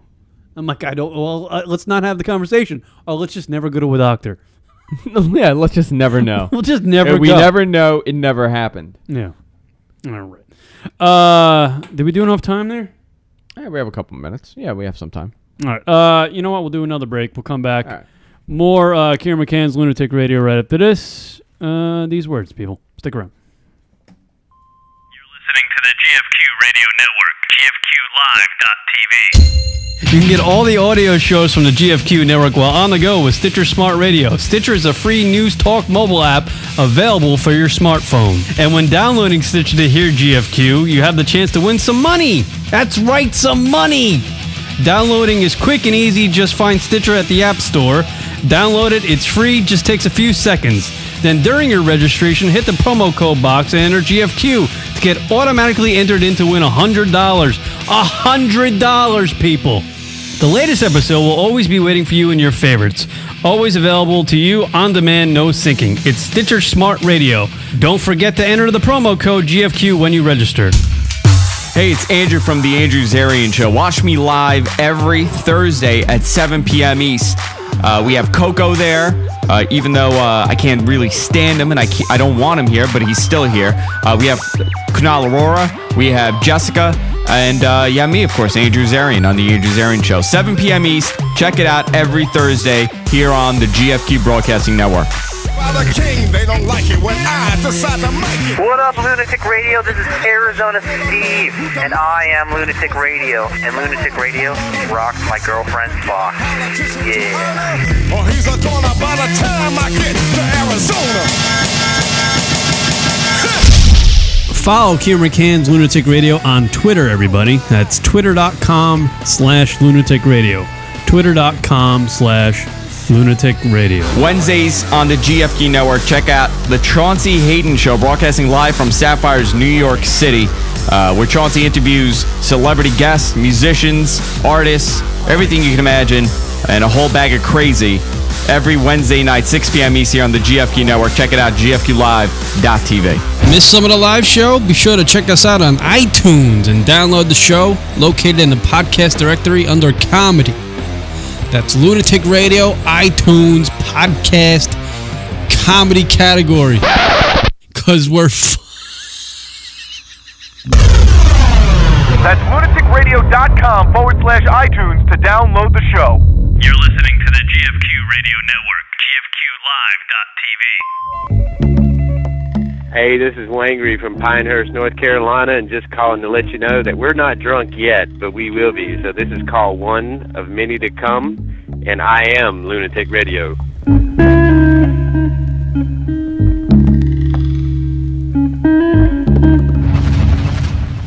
Tuesdays on the GFQ Network. Check out What the Tech with Andrew Zarian and Paul Thurrott as they discuss what's happening in technology. iPhones, iPads, Microsoft, Apple. This is the place to get your information every Tuesday, 4 p.m. East on the GFQ Network and exclusively on GFQLive.tv. And now back to Kieran McCann's Lunatic Radio on the GFQ Broadcasting Network. I'm going out for a while, so I can get high with my friends. Absolutely, that's what I'm doing tonight. I'm gonna watch some Twilight. Anybody want to come over? No? What are you gonna be having romance with your wife? You don't want to come over and watch some Twilight with me? No, I'd rather stay home with my wife.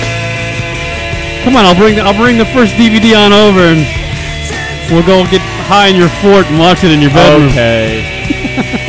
We can do that together.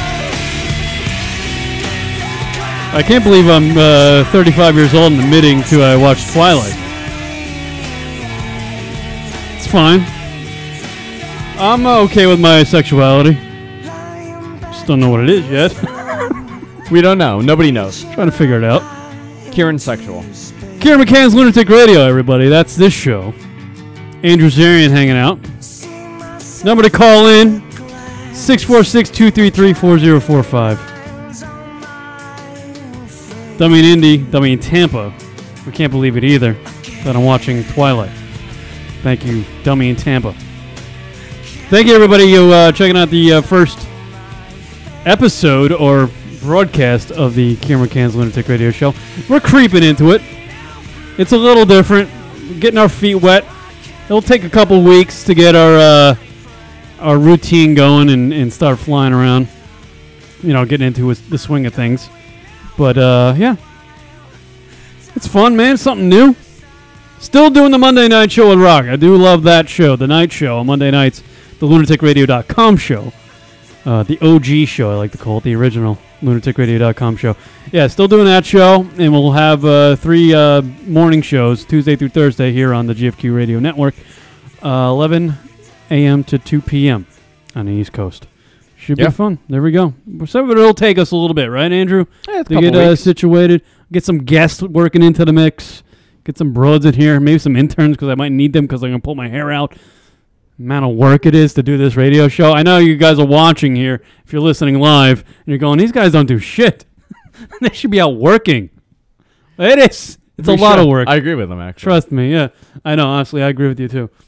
I got something interesting here, actually. A viewer just sent it in to me. How we were talking a couple weeks ago. I think on your show you were talking about like the younger kids, how they're so screwed. Yeah. Like we were talking about, and also we were saying how we should go get jobs. Right. But they're saying that the millennials, which is 18 to 29, is the most screwed out of anybody right now because they're mostly unemployed right now.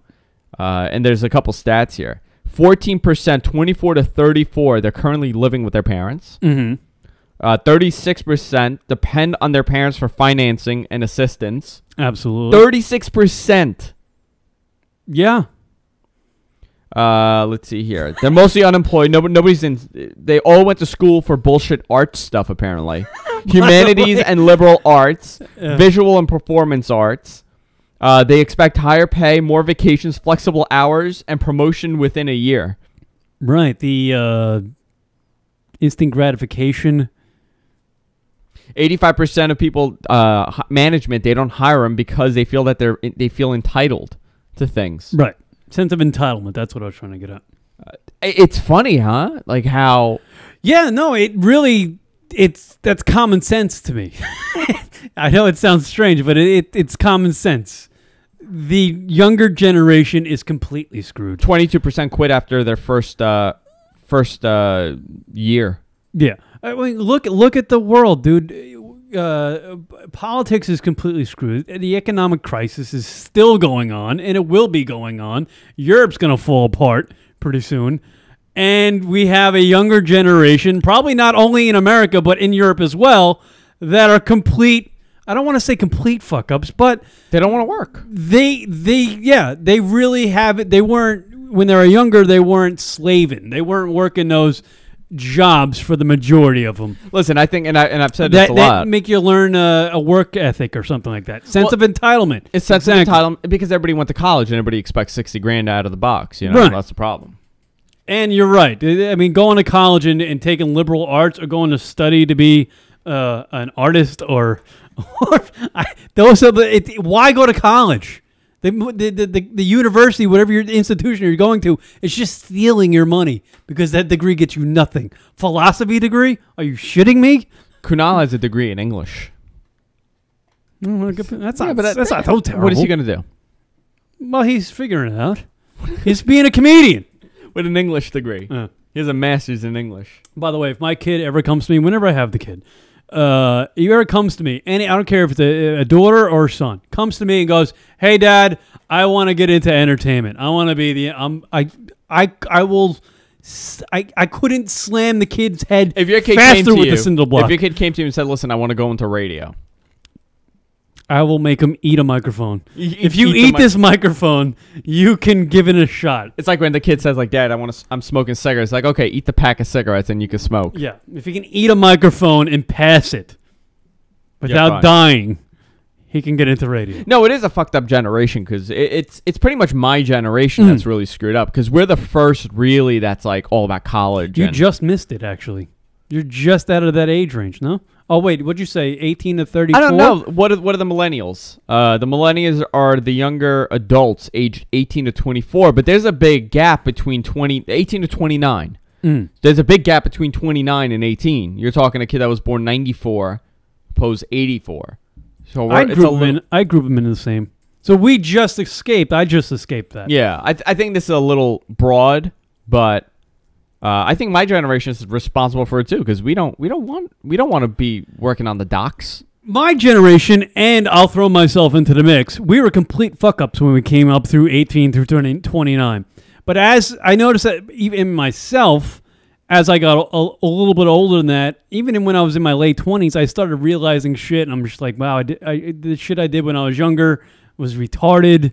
I'm an idiot. And you get wiser as you get older. Yeah. And I'm still learning. I'm 35, but I'm way more wiser than I was when I was in my mid-20s. Yeah, I'm thinking about an 18-year-old. Like, I'm nothing like my brother. What I'm wondering, that's a big gap. What I'm wondering is, are those kids from 18 to 24 that are 18 to 24 now, are they going to be wising up as much as I did when I hit my 30s? No, I don't think so.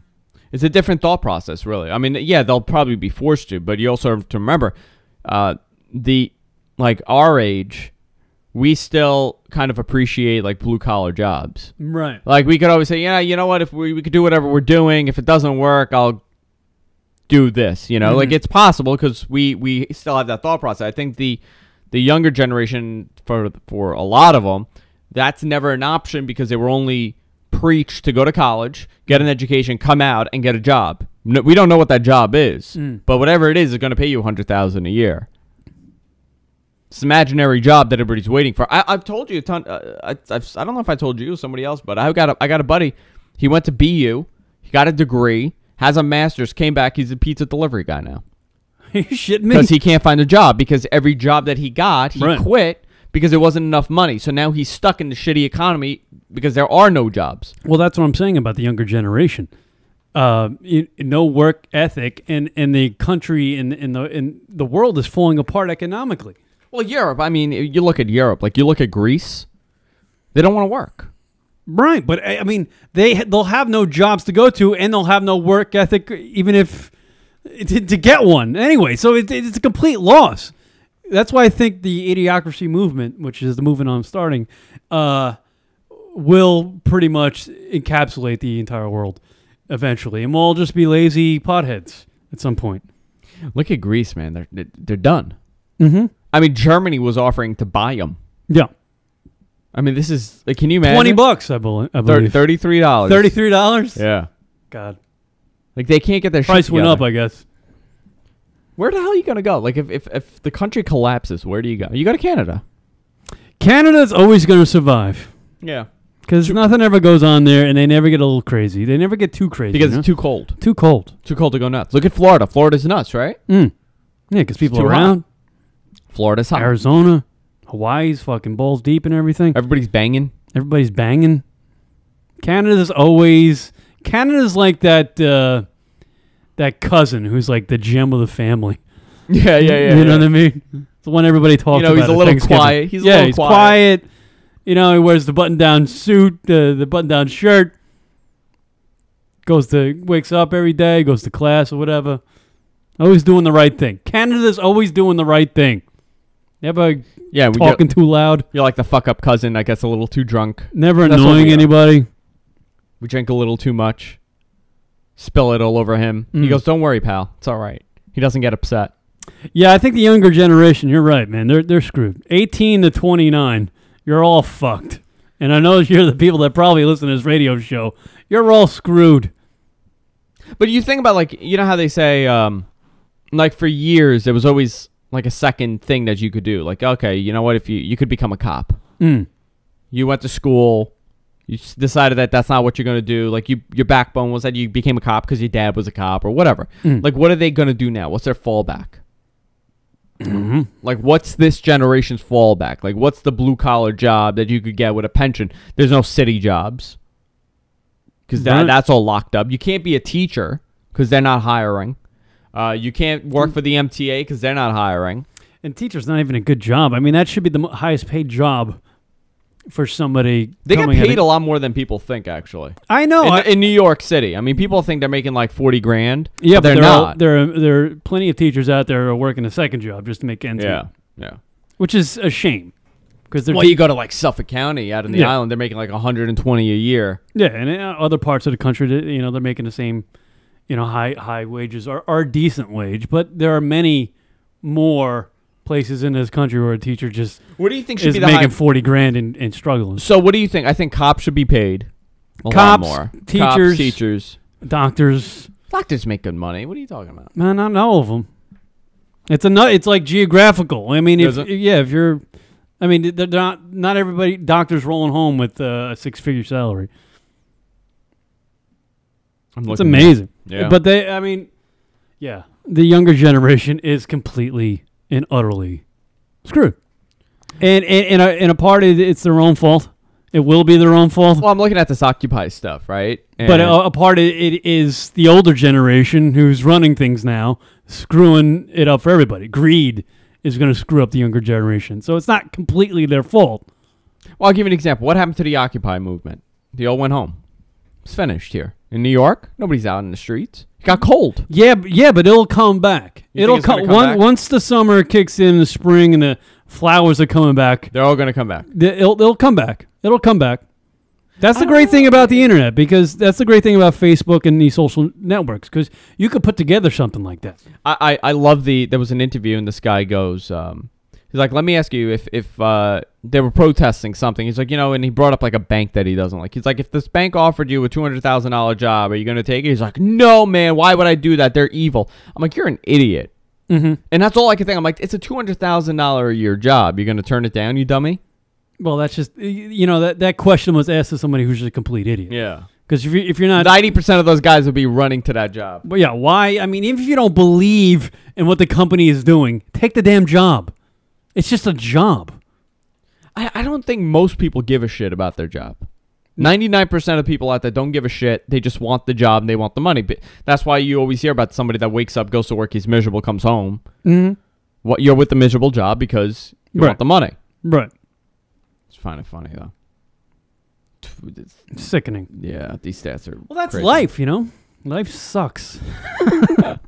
That's why I've never really wanted to live one. You don't want to live a life? That's why I'm doing a morning show on the internet. It's amazing, people. And some people freaking envy what you and I do, which is weird. No. Some people do. I get that from folks who make 6 figures. They'll look at me and go, I hate my fucking job. But what you're doing is fun. Yeah, I'm like, well, I'd rather have your money. Yeah, you want to trade. You want to trade. Yeah. Unbelievable. Listen, I enjoy what I'm doing. Yeah, I enjoy it. It'll pay off one day, right? Okay. That's what they tell me. Probably not. Somebody's telling me that. By the way, Dummy in Tampa says, I believe he's older. He's in his mid-20s, and he just told me to go fuck myself. So that's the first person in the chat room to tell me to go fuck myself in my new show. Thank you very much, Dummy in Tampa. Dummy in Indy? He used to be Dummy in Indy. Now he moved to Tampa.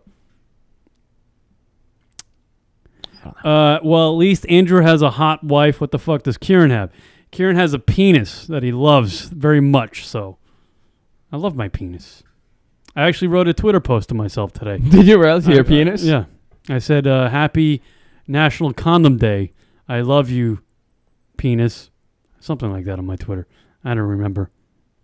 I'm trying to see here. I don't see it. Happy National Nike's Condom checking Day. in. I wish I could watch Twilight all day just like Kieran. Well, my friend, you could do that if you wanted to. You just choose not to. You just choose not to. And I don't watch Twilight all day. So before we I watched it once at night. Before we finish up the show, what is your plan going to be for the rest of the day? Because you've been here since 9. We did the show 11 to 1:38 now. I got to go do about 6 hours of computer work after this. Okay. You're going to go back home. Mm-hmm. So 6 hours. So let's say 8 o'clock. What are you going to do after 8? I will be dead asleep at 8 o'clock. You're sleeping. You're not. Honestly, I'm about dead asleep now. I got up at 3:30 this morning to finish all the prep work for this thing, which was not much prep work, but I did it. So I'm tired. And I did a show last night. Yeah. I got to get on a schedule with this stuff. Yeah, and tomorrow you're here. And tomorrow. You got a show tomorrow and the following day. Yeah, and then the best of thing on Friday. Yeah, too much. I don't know how you're going to do it. Yeah, it's going to be fun, people. But this was the first broadcast of Kieran McCann's Lunatic Radio. There'll be plenty of things. Things will change. We'll get our feet wet, get the ball rolling, and we'll find our groove at some point on this radio show. Many new faces probably will be incorporated into the program because we're going to need it. There's a lot of help putting together a 3-day show that it is now, and doing 4 days of radio on the internet. Kind of sucks. By the way, you have a monstrous in the studio here. I just noticed it. A monstrous bottle of vodka over there. Why is that? That's tempting. I get it every year. What is it? Is it Grey Goose? Belvedere. Fucking A, that's a monstrous bottle. That's a really good bottle of vodka, too. Yeah. Well, I thank everybody for checking out the first show we've done today. I don't even know what we did. I'm half asleep. Tomorrow we'll be back doing this all over again, right? Is that the case? Maybe. Yes. Are you firing me? No. It's the case. All right, here we go. We'll do it. All right, everybody. Thank you. We'll check you out tomorrow. Kieran McCann's Lunatic Radio. Thank you, Andrew. Anytime. We need to find a like an outro segment. Yeah, we'll find something. Remember, twitter.com/lunaticradio, facebook.com/lunaticradio. Log on to the Guy from Queens website. Check out all the shows on the Guy from Queens network. Got the Andrew Zarian Show on Thursdays. Chauncey Hayden Show on Wednesdays. The What the Tech Show, which is, I don't know what the hell goes on in that show. Show on Tuesday. But you like the guy that's on there, right? What's the guy's name? Paul Thurrott. Paul Thurrott. So come watch Andrew do the rest of those shows. I'm going to go home and go to bed, actually, after I do my 6 hours of radio work. Thank you, Snikes. Good show. Thank you to everybody in the chat room checking out the program. See you guys tomorrow. I got to find a tanning bed at some point. They look like I have AIDS on these cameras. Everybody got AIDS and shit. Everybody got AIDS and shit. All right, we'll see you guys. I'm going to bed. See ya.